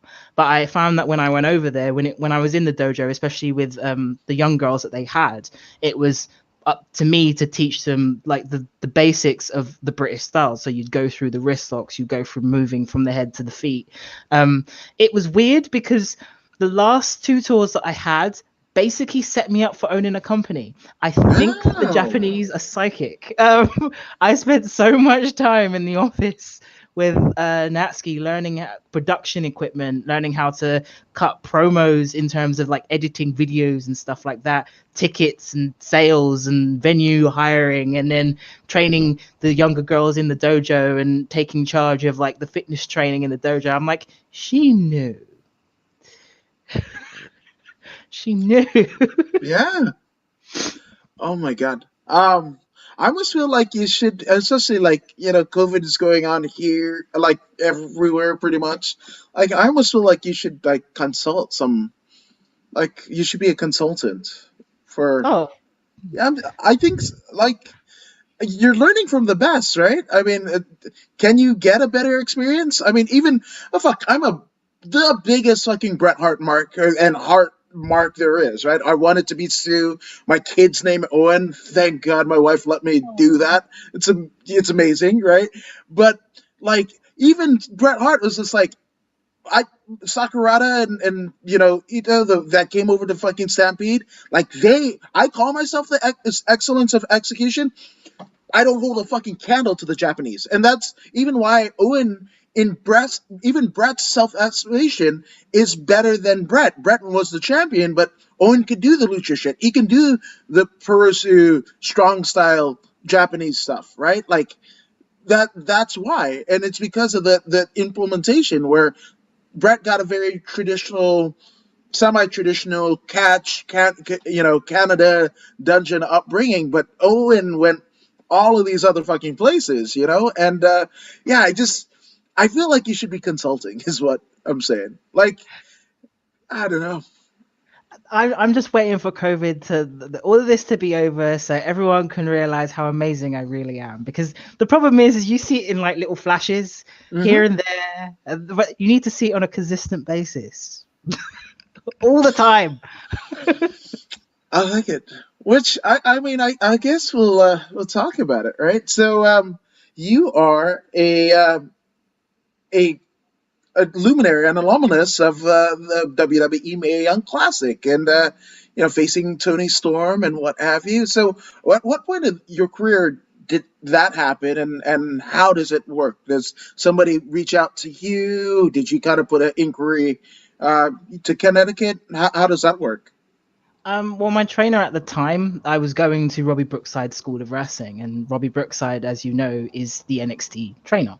Hmm. I had started training with him just before he had gone out to America. So I think that just my constant like updates and just making sure he knew what I was doing. And I was traveling a lot back then as well. Well, I'm still traveling a lot now, but I was peaking to where I am now. So I was going around Europe. I was just started working in Germany a lot. I was going out to Japan, and I think my name just was starting to creep up. Like, hey, look at me! And there's a black wrestler, female in Britain. Hi. So eventually it works. I mean, there aren't many people who look like me, so Yeah. thank God. So, do you think he's the one who kind of whispered to the ears of the powers that be that are there? Not the WCW powers that be, but like WWE. Euphemism applied. Is he maybe the person that kind of echoes your sentiments, and you get a call or email? Well, I'm sure it was. I mean, Rob, as my trainer at the time, and as obviously with his close relationship with Regal, he's always looked after us. When it came to his trainees, especially when we were going overseas, he would make sure that we were okay all the time. So I just think, in terms of my career progression and where I was at my training level, it was just the next natural process. I mean, I'd already gone to Japan, and so the next logical thing to do after that would be to branch outside to the States, to somewhere else. So I just think it was him just again looking after my career. So yeah, it may have been him. I like it. Now, had you obviously British to Japan, right? Had you thought about coming over stateside to kind of apply your trade? Had you been here before, or was the first one in the WWE? I've always wanted to come over to the States. I mean, I Okay. have my family are Jamaican. I have Yeah. family in the States, and in terms of wrestling in the States, obviously it's something that I always wanted to do. It's what I watched when I was younger, so it was just the end goal. But I was I don't know I don't know if I want to call it stubborn or selfish or just stupid at one point in time, because this is my brain going from fan Ayesha to Kevin Nash Ayesha. I never wanted I'll explain. Okay. I never wanted to wrestle in the States until I got to WE, because that was just my own personal goal. I was like, if I'm going there, I'm going there for the reason, and after that, we'll see what happens. And I did. So now that door's open, that goal is done. Ticked, it's done. But again, this is where I explain me becoming Kevin Nash Aisha, because as much as I do love this business, at the end of the day, we slam ourselves into board and do all of this for one very, very lovely thing. And you can be a fan of something your entire life and you can love it. And I really do. Not being able to do it right now is driving me insane. But at the end of the day, I like food and money and pretty things. So Yeah. I guess Ted DiBiase was right. Everybody's got a price. Yes, It's he was. it's crazy, right? Like, and everything is pro wrestling, right? But when he was a heel when we were kids. He's kicked the ball out of Rob Van Dam and made him kiss his foot and all that, whatever. And then when we get to be adults, and like, he's not so heelish. He's not. Mm-hmm. Yeah. You had a choice to do that. You kiss my feet. You could have said no. Yes, exactly. But 100 shows up, and there's some. Suddenly, yes is the only thing that's on your tongue. Exactly. Oh, I'm just, yeah. Everything is pro wrestling. My goodness. So what was that experience like? I mean, did you and how? Like, did you know any of the other competitors before? Or did you know who was competing, or was it kind of under the cloak and dagger until you guys got there? I only knew the British girls that were going with, because obviously we all travelled together. So I knew Piper Niven and I knew Kaylee Ray. I hadn't travelled a lot, obviously, with the American indie circuit. So a lot of the girls that were on the classic were either from the Shimmer circuit or the general American independent female circuit. So I knew of a lot of the girls. I knew of all of them, but I had never actually met most of them. Wow. Alpha female, obviously, I had met. We were tag team champions and Yeah. partners in Japan as well as Britain. So in terms of the girls in the independent circuit, it was just nice to finally be immersed with all that talent. Who are you? I guess not to, but who were you kind of more revered by in terms of like the American circuit? Because that brand of British girls, and I mean, would you consider Tony? Tony's even though she's an Australian, she's kind of British, right? You They own her. thought she was British anyway. Most people think that she is. I know she's one Australian. Of the trainers thought that she was British, and I was like, no, she's from Australia. I'm the English one. Yeah. Okay. Yeah. People. Well, so here in the U.S., not a lot of us are cultured, is what I'm saying. Like, how many people knew of Afghanistan before 9/11? Not a lot, is what I'm saying. Good point. Touche, sir. Yes, and how did we react? Not great. There's a thing, stop a particular type of hate or certain lives matter. We're still saying that. Like, I watched the Real World reunion of the very first episode. I think it's been, 94. So we're talking close to 30 years. Yeah. And they literally got into some of the same fights with the same cast members that they did in 94. And it was race related. Just saying. America. Fuck yeah. It's fine. It happens here too. I only got told only a year and a half ago remember, I was born in England. I got Yes. told to go back to my own country as I was walking to the ring, and I just turned to the fan and I went, What do you mean? What, I don't understand where you want me to go. Like, where? Yes. Oh, it's weird. Like I heard that not so much anymore, but like when I was growing up, and it was more like, huh, Fiji? Okay, you're gonna pay my ticket. Let's go. Let's go. Qantas? That's what I want to do. If I'm going back, I get to pick the deal. Like yeah, yeah, Never thought yeah, about that. yeah, yeah. See, just saying. Like, go back to your country. You go to Jamaica. I go to Fiji. Bye. That's actually a very good. Sweet. Okay, next time. Sure, Spain. You know, I almost feel like that. What is it? The fucking Jay and Silent Bob. Uh, Put that shit in my hand. If that money doesn't show you, then you owe me, oh. Jungle love. Like, that's, I mean, fuck, okay, cool, man.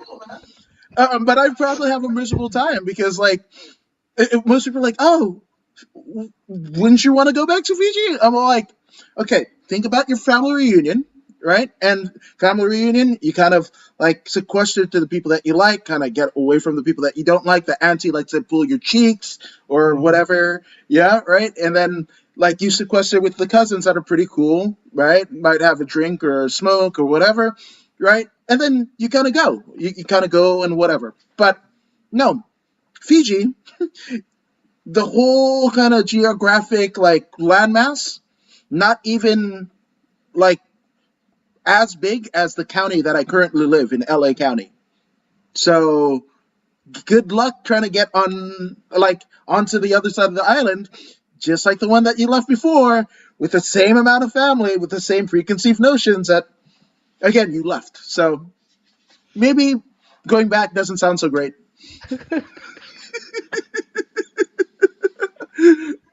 Oh, but the kava would be good. It would be properly doped. Properly doped. I'm just saying.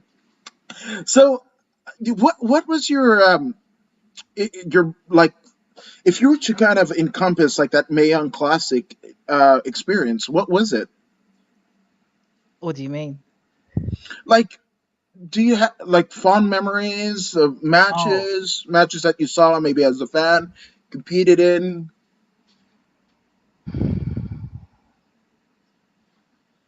fond memories of the time being out there, or the fond memories of the actual experience? Yeah, either or. Um,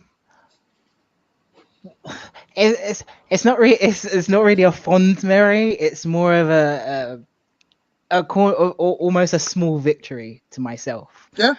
When I got to Florida, where the actual performance center is, I didn't realize until I got there. Like I said, I've got family in America, and my father, his family, and himself, his actual location wasn't that far from where the performance center was, Wow. and it was just nice to literally be 15 minutes away. Just he disappeared when I was like 5 years old, but nah. Oh wow. But yeah, but it was just like to be like 15 minutes away, literally down the road, being employed by one of the biggest companies in the world, about to be on TV in 3 days, and I have no interest in seeing you. Flick magazine.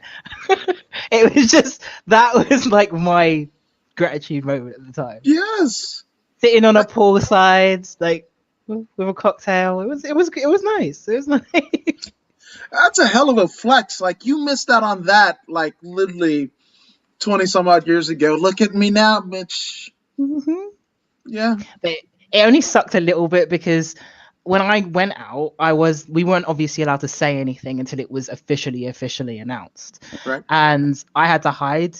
And there had been a picture that was taken that was posted on someone's Instagram of like they tried to take a picture of themselves, I assume, and I was caught in the picture at the side. And one of my friends messaged me and went, "You can see you in this picture." I was like, "That could be any other random black girl. It's fine." We aren't as rare in Florida as we are in the UK. Exactly. There's other 6 foot tall English girls with purple hair walking around here. It's fine. It's cool. Oh, that's so good. That's so good. But I mean, obviously, the friends that were sending you those pictures, they knew you were there, right? Oh yeah, they Oh, knew, but obviously because of what it was, we couldn't say anything. So I didn't say anything until somebody said something. I basically didn't post anything until the Parade of Champions because I was so scared. hmm I thought they were gonna send me home. Wow. Jed, Jed. Yeah. So I bet obviously you picked up that kind of production savvy and what have you, from Japan, right? And then obviously the WWE machine, it's exactly what it is, right? There's cameras on, production, like there's a production like expectation that us as a viewer expect, and they know it, and that's what you do. So like what did you learn in terms of like working to that? Like working the hard cameras. Like did you get any of that, or was that already kind of like your kind of mode of operation already? No, I had to learn. Like working towards the hard camera and obviously doing the shows at Corrigan and working for TV in Japan was completely different to working for WE TV in that set at the flipping whole Full Sail uni, in that ring, in that environment. They were Mm. two different aliens to me. I basically had to retrain my brain in 2 days, and I tried my very best. I hope it was okay. Oh, of course it was. You love me, so it's fine. Yes, damn right, damn right. Did you get a? And I don't know, because I know there's a picture of China, and it might have not been there when you went, but there's a, walking down the halls of the PC, there's a prominent picture of China along with Buddy Rogers, Andre the Giant, Dusty, a litany of other legends. Did it occur to you, like, I'm in the place where obviously the Performance Center wasn't there, even when China was alive, but like, I'm in the same company that's going to have my footage of this match and this experience, and it's in the same company and the same auspices of where China's matches reside. That just walking through the whole place was surreal.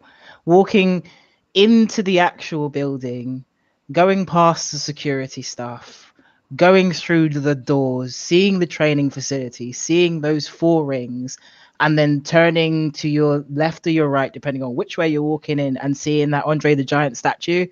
That is just, there were no words that could describe the 10 years at that point where I've been like smashing myself, running, flipping all these different miles, getting kicked in the head, having my lips split open, failing to have any kind of injuries, thank the God, knock on wood, Yeah. and then walking into the place that I just wanted to be in for God knows how long.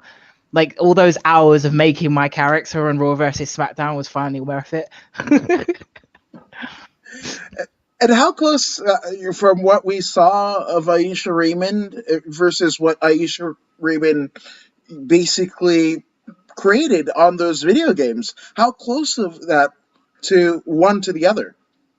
Oh, they're the same now. I've learned to moonsault now, so it's exactly the same. Because Ah! I was obsessed with Lita when I was younger because she was the cool one. Everyone liked Trish because she was the face, but Lita Mhm. was the cool one. So I wanted to do a moonsault for God knows how long. So before lockdown, I finally got it in at a show, and then lockdown happened. So Maybe that was like like, aside, don't yes, do it. don't do it. I'm just saying, I mean, better a moonsault than a, I don't know, like a Hayabusa fucking, moon, like, what is it, the Acai, right? Like, So, oh no, it's not. It's more of a sideways Vader salt. I can do the sideways. That's okay. That will work. oh, did you see the Jericho kind of deal? I want to say it was like a month ago in AEW, and he almost botched it again. Yeah, no. I can't. I just No, he's I been don't ever want it saved. to happen. He's been saved like like his what is it? His Smoky Mountain run, his WWF run, his like WCW, like he's been saved in every company, whatever. Don't do it, dude. Like you Yeah, saw what happened to Hayabusa. You're a girthier boy than you were when you're the Lionheart. I Just know. saying, you don't need to, man. I mean, like I said, one of my heroes, but I just always thought, I'm not taking a bash at him. Jericho, I love you. Please don't smite me. Oh, Smoten Yes, one. Don't smite me. he, he's a But the demigod. reason why you change your style and do the easier style is to stay away from the shit that's gonna kill you. Stay away from the shit that's gonna kill you.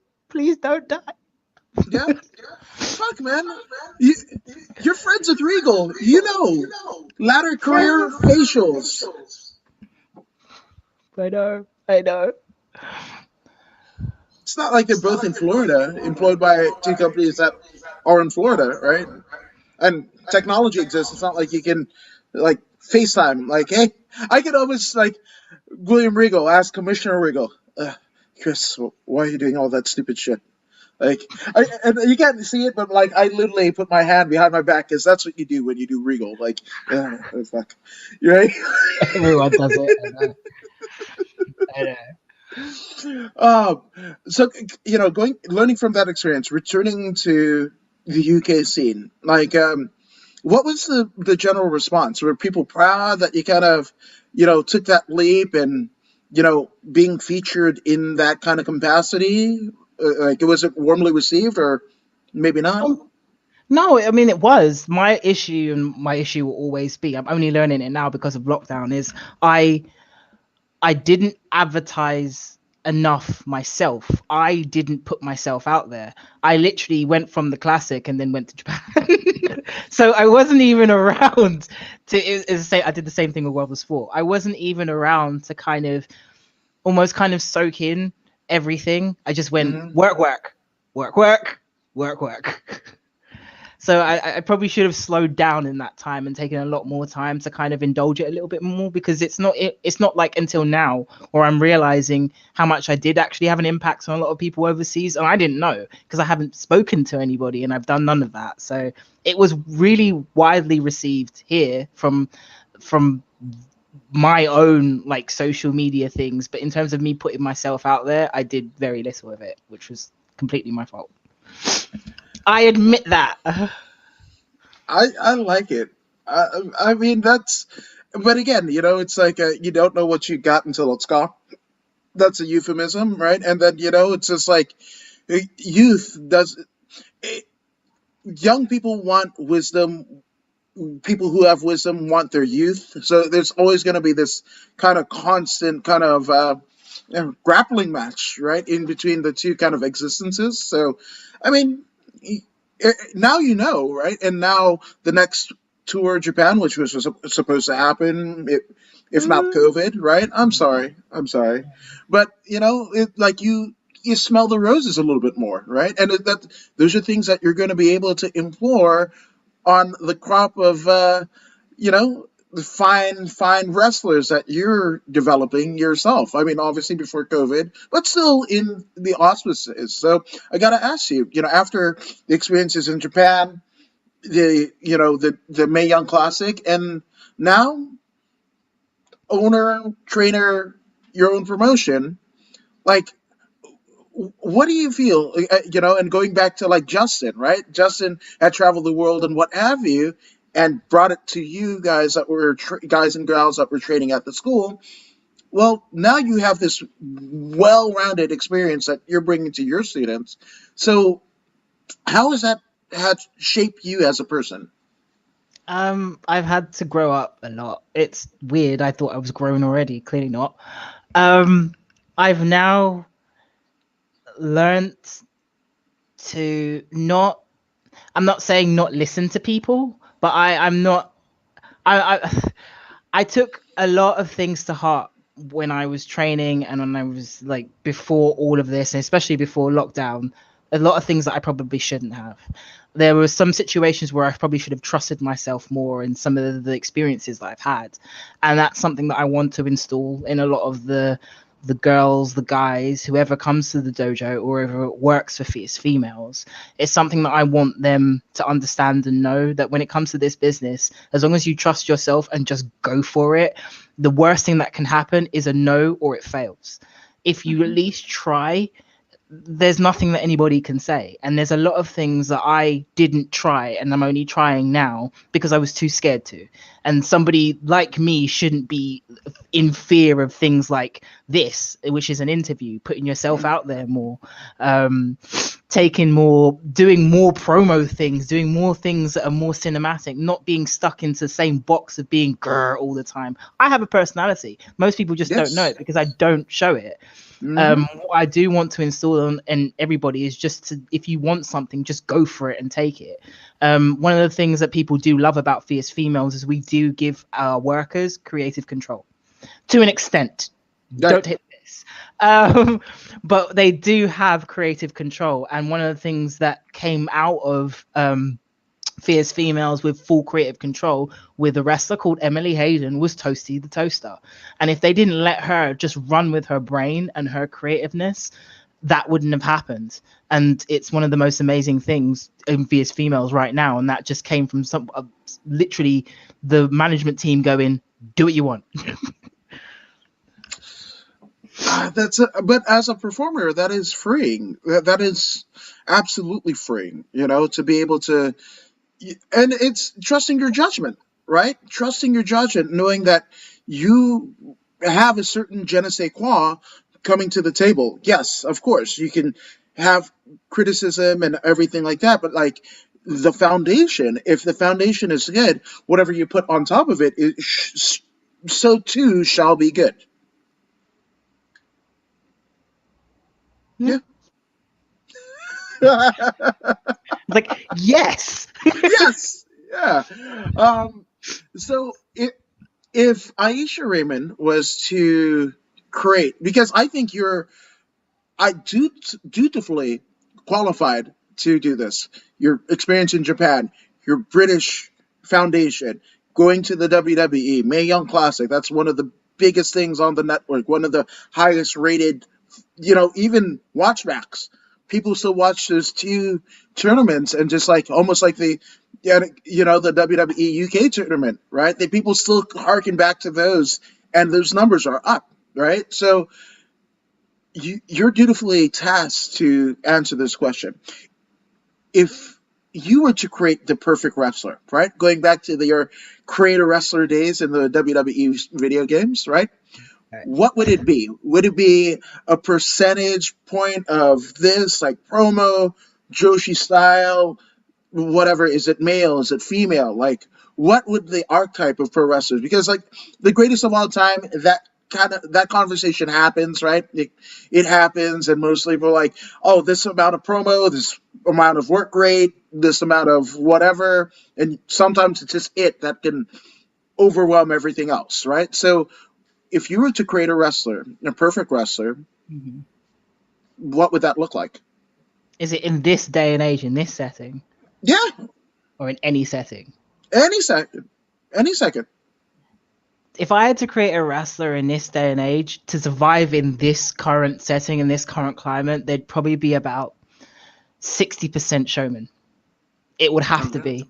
Like you could know all the little tricks and trades or whatever. The thing that Justin always taught me is wrestling is body mechanics. As long as you know how the body bends, you could easily put together a wrestling match. It's not rocket science, but in order to kind of keep yourself alive in this current climate, and especially with what's going on now, if you can't turn this little square into something entertaining without having to get into that square circle, you're worth nothing.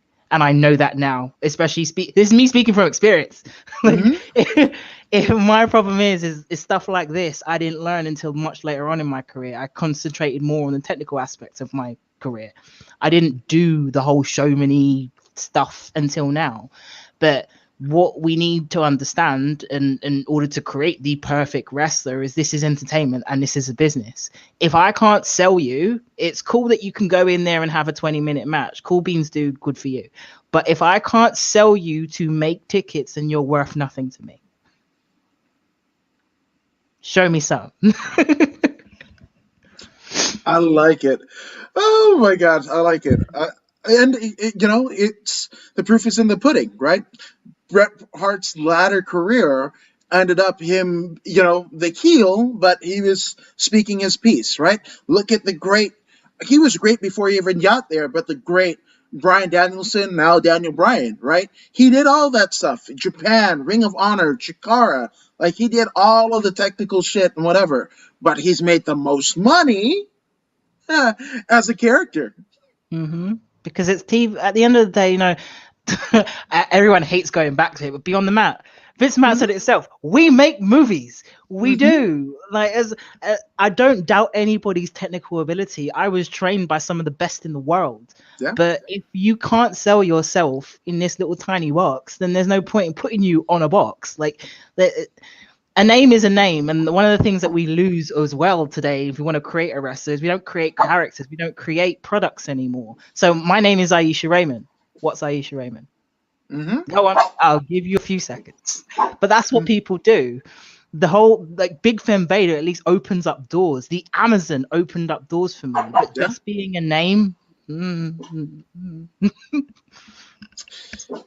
I agree. Which I gotta ask, do you have a top 10 favorite wrestlers of your own kind of deal? And it could be favorites that you had growing up, or somebody as a wrestler yourself that you just like, oh fuck man, that's it.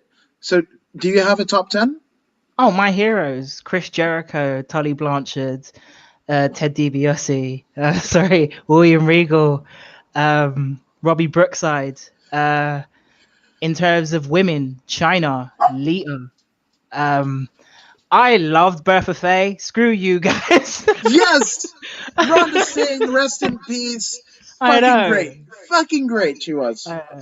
Molly Holly, the veteran saint of women's wrestling. I'm sorry. Like, that woman could go. And, it was sad when she had to step away, but we missed her. We did. The Molly go around was the tits. I love that move. Yes! Yes! It was. And she would hit it on people standing. I know, and it was just shit. Clean every time. She never missed. Yeah. Yeah.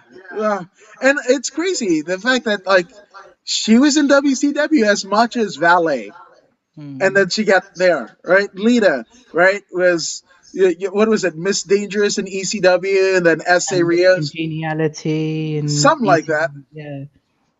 Yeah, and look at what they became. I mean, hell, Trish, she basically managed TNA. That's Tess and Albert, not Impact Wrestling. I had the jacket. I bought that jacket at one point in time. I was walking down my street going, dun, dun, dun, dun. I did it. I don't even know. I'm not gonna lie. I had that. Didn't have the hat though. I don't look good in the cowboy hat.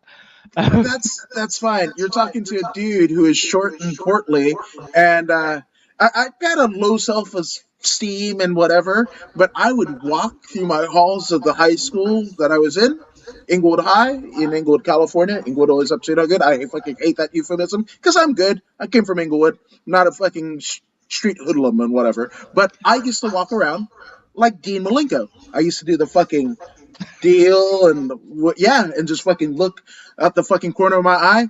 I was the Iceman. In my head, I was the fucking Iceman. You chose a good one. That's yeah. Again, short and portly and technical. Man of 1,000 holes. I might not look the greatest, but I can fucking tie you up into a pretzel, which again, I wanted to be fucking Brett, Owen, and Stu. So, good lord, right? That's a good set. Yeah. Away from wrestling, right? Obviously, lockdown is kind of gotten everybody crazy, right? But is there any music you're listening to, shows or movies that you're watching? I've gotten into this like fucking amazing and insane 1975 kick, which fuck yeah, they're awesome. But what are you listening to? What are you watching? What are you reading? I did music as a degree, so I've got a really eclectic thing of music. I have a guilty pleasure for country music. I'm sorry. I love Christian Kane. I do, and it was Angel that got me into him. So yes, I did like him because he was Lindsay, and now yeah, whatever. But in terms of everything, like I love video games. I listen to anything and everything. I'm completely out rinsed. I didn't even realize how good it was. But the Spice Girls Spice World album is beautiful. I don't care what anyone says. It's like that is my deadlift theme song. In terms of like doing stuff outside of wrestling, I've after Pennyworth, I kind of wanted to broaden my horizon when it came to the stunt career because we're Yeah. accredited as stunt actors as well as co-starring in the show. So I'm now on the route to do my British stunt qualification. That's where the Brazilian Jiu-Jitsu I need to learn. Yes. Gymnastics I'm currently going through as well, and I bought a bow, which his name is Spike. I have a recurve bow, which I'm randomly shooting in my house when I need to, because I can't take it outside. Would that be where? That's aside from the fire that happened. You you see what happened was they worked out. So they worked out what happened.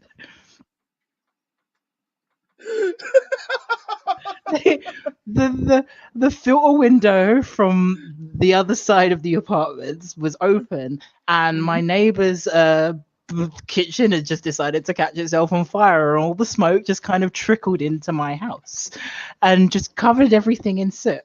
Not only that is I'm actually glad you didn't meet me before all of this. So the reason why I no longer wear makeup anymore and I'm on protest is just before Christmas my makeup bag spontaneously combusted and set my bathroom on fire also. What the fuck? So I took that as a sign from the universe that I should no longer wear makeup anymore. So two things have happened. I think I should just move. Fuck no. That needs to be a gimmick. That's a fucking gimmick. Well, I You could don't just make make that things set on fire. Yes. Oh, that is such a. That's money. Oh my god. And I can even see the merch. The fucking gimmicks. Like, oh, we're gonna talk, my sister. We're gonna fucking talk her. Even if it's not you, right? Hell, Dave Marquez here in the States, right? He has this character on Championship Wrestling from Hollywood that is a manager that he, from his years at Disney and his years with the NWA and all that, whatever, he wanted to create this character. And it literally was like 30 years of his career down to this fucking character, right? To create that, right? So even if it's like, hey, the next student that you have, hey, Ayesha, I don't have a fucking character. You're going to be the one who makes shit spontaneously combust. Like your makeup. Fuck, that needs to be a gimmick. Oh, you've never been Don't done. make her angry. Why? Just saying. Oh man. That's so good. I'm just saying. Yeah, that needs to be a gimmick. That's almost like one of the reasons why I like Ginny, right? What before was Ginny, right? A fashionista that, like, in a wrestling as we know it, right, from Gotch and Hackenschmidt and whatever, around 100 some odd years. That and boxing, right, hand in hand, right? But that is something new. I don't know, and maybe it's like if you haven't seen it, it's new to you, but like that's it. So I think a spontaneous woman's blow up fucking wrestler, we need that. Look at what Alexa Bliss and The Fiend are doing. That's money. It's fucking Means I money. have to carry around fire packs. You know how expensive those things are? The little things. I don't know. I think there's like a sponsorship. If you could, and again, you've got the Pennyworth deal and whatever. It's not like you don't have folks that you could kind of call upon and draw upon to make fire paper happen. And I'm putting it out there is what I'm saying. Maybe Mad Janet Murphy needs to have a firing flaming axe. That's exactly it. That's exactly it. Because why in the fuck, man, I can't even remember. Sarah Logan, right? She's crazy Mary Dobson, right? And then what the fuck did she end up being? And it kind of, I don't blame her for retiring because they gave her kind of the shits. Like, and they put her just great person, great fucking character, whatever. And they were like, it's almost like the fucking Curtis Axel, like they told Joe Hudding, be like your father, all through developmental, right? All through his career, whatever. Don't be your father. Don't be your father. Michael McGillicuddy, that's what we're going with. The fuck are you doing? And then when he does it, you've already beaten him to shit. And then you do it. And then you pair him with Heyman. I know. God. I know. I don't know. No. Ayesha, there have been a lot of people that have been attributed to your success in your career, both inside the ropes as well as outside, with various Fury mails. There's a lot of people, the Japan trips. So take as long as you like. Let's get some shout outs out of the way. Shout out to the entire crew that I trained with in London. Without you guys and the road stories that we had, I wouldn't be the person that I am today. Everybody that I still speak to in Norwich that is there. Shout out to you. You guys made me strongest ever. Anyone and everyone from Robbie Brookside's training school / Wrestle Leicester. When I was at one of my lowest points in time, the hope and determination that you guys had reinstalled everything I needed to. Every Joshi that welcomed me, taught me, made me feel as much Japanese as obviously they are from every trip that I've been to. In Japan, from every locker room, Seedling, Sendai, Ice Ribbon, Stardom, Wrestle One, PS Party, every single Joshi competition that was involved in the Yokohama Festival of last year that deemed me a young generation contestant with the likes of Julia in Stardom right now, who is literally killing it. Mm-hmm. Every person in a Fierce Females locker room that made me feel welcome when I came from England to Scotland and now taking over the company. Natsuki Teo, thank you for turning me into the agile person that I am today. Nane Takahashi, thank you for putting up with me. Every gaijin thought that I had in my mind that you just went no and then made me carry on. Arisa Nakajima, who is my sister, Honori, who is there now, their young girl, who is literally one of the most seedling stars. Yoshiko, who one of the most underrated Joshis there is, can move like a flipping steamroller and beat you down like a beast. Emily Hayden, next rising star of Scotland. Literally, I said it ages ago. I'll say it again until it happens. Anybody and everybody that's ever crossed my life and my path, you've made a difference. So thank you all. I love it. Oh, and I love it because chiming over on Twitch is your contemporary over in the UK, DJ Yannix. He wants to know. Hello from the UK, according to it's great to see you as always. Great to see you, DJ Yannix. I hope you're safe and well. Good evening, Ayesha. The same name as the second Yellow Ranger. That's facts. Facts. Yes, very true. Yes. I hope you are well as well. I have a question for you, if I may. What was the choice of socks you chose today? A difficult one to make, and if you have socks, what color would they be? Thank you. What, the choice of socks I have today? I'm not that flexible, so I can't exactly show you. But they have turkeys on them. What? They have turkeys on them. Yeah. That's brilliant. The grey ones with turkeys on them. Those are my color socks. Okay, I love it. Explain, because you guys don't have the Thanksgiving that we have here in the States, right? So no. Why it was like turkey socks a yes. And I love collecting socks, but I want to get some insight to here. So oddly enough, they were actually given to me by an American. My cousin lives in Florida, and she brings over all these gifts and good treats every time we go to Jamaica to visit my family. So she has literally a suitcase of. I had key rings and stuff from America before I even went there, and she brought over all these socks for my cousins. And they literally saw it was one with turkeys on it. One of them had Gonzo on them. And then the other one had the Empire State Building. And they were like, we can't wear them. I was like, I can. I can Swipe. wear them. Yes. Yes. And that is going over because DJ Yannick says, yep, turkey socks. This, yes. Yes. Which, I mean, swipe or no swiping, you swipe the shit out of those socks, didn't you? Oh Gonzo. yeah, And we're talking about the Muppet, not the Hunter S. Thompson, right? I know. Of course, the Muppet. Oh, can, can I give you one Gonzo story that kind of relates but doesn't relate? Go Okay, on. so when I was in high school, there was a gentleman at my school. We called him Gonzo because he literally looked like Gonzo, nose and all. Now, I guess in hindsight, not the greatest, whatever, right? Like personal self development, whatever. But it was just like, nope, Gonzo, right? So there was a point where maybe after 9/11, I wanted to get out of school. I was also in the Junior Army Corps, the JRROTC. And that day that I wanted to get out of school, I was also in my uniform, right? So I was just like, what would get people out of school?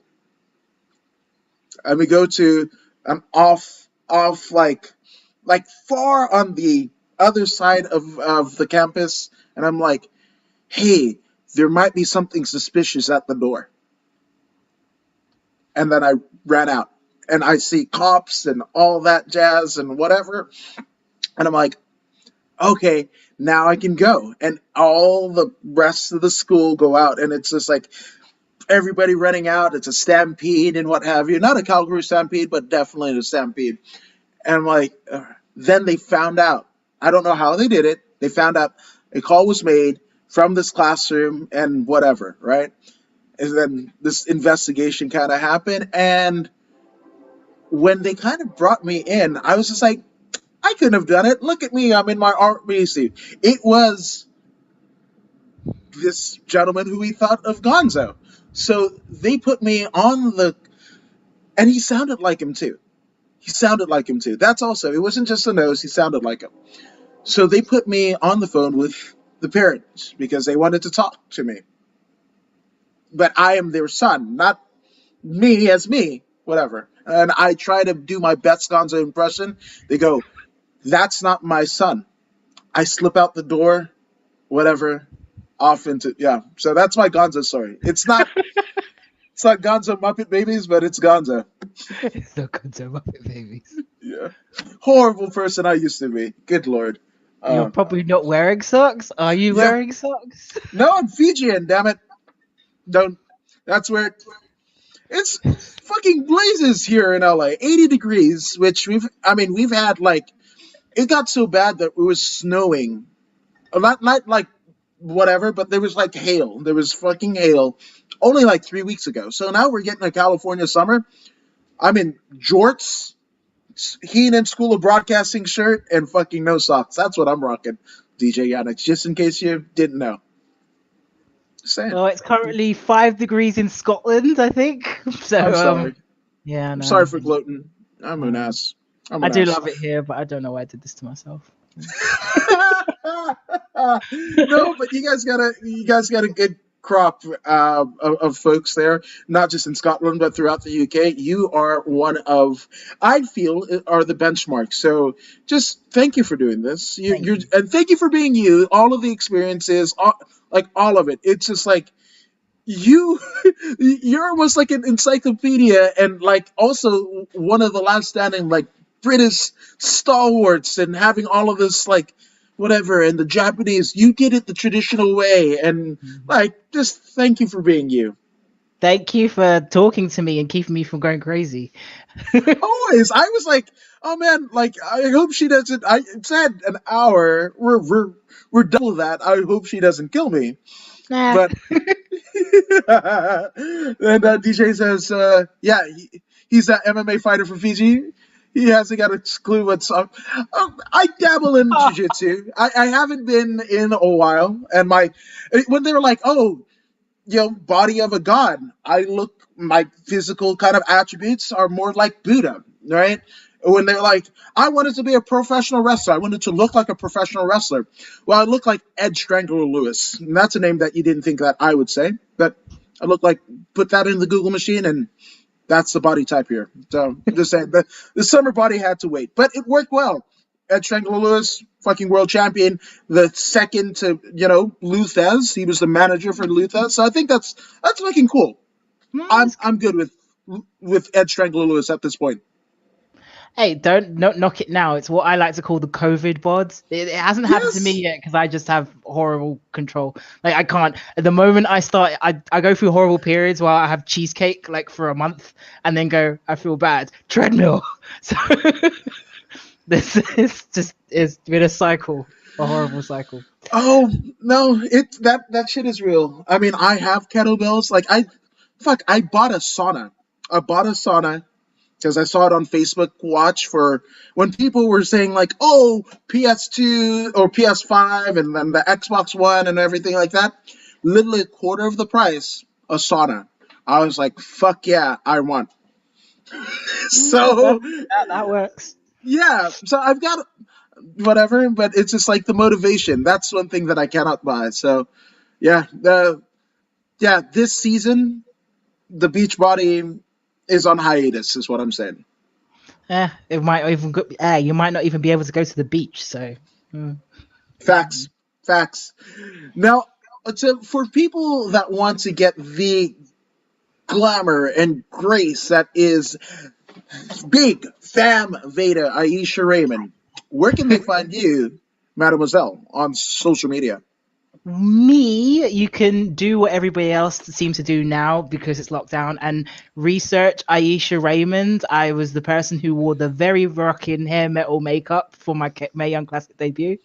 Or you can type in Big Femme Vader to each and every social media platform you could possibly find, and you'll get this amazing Warner Brothers worthy face.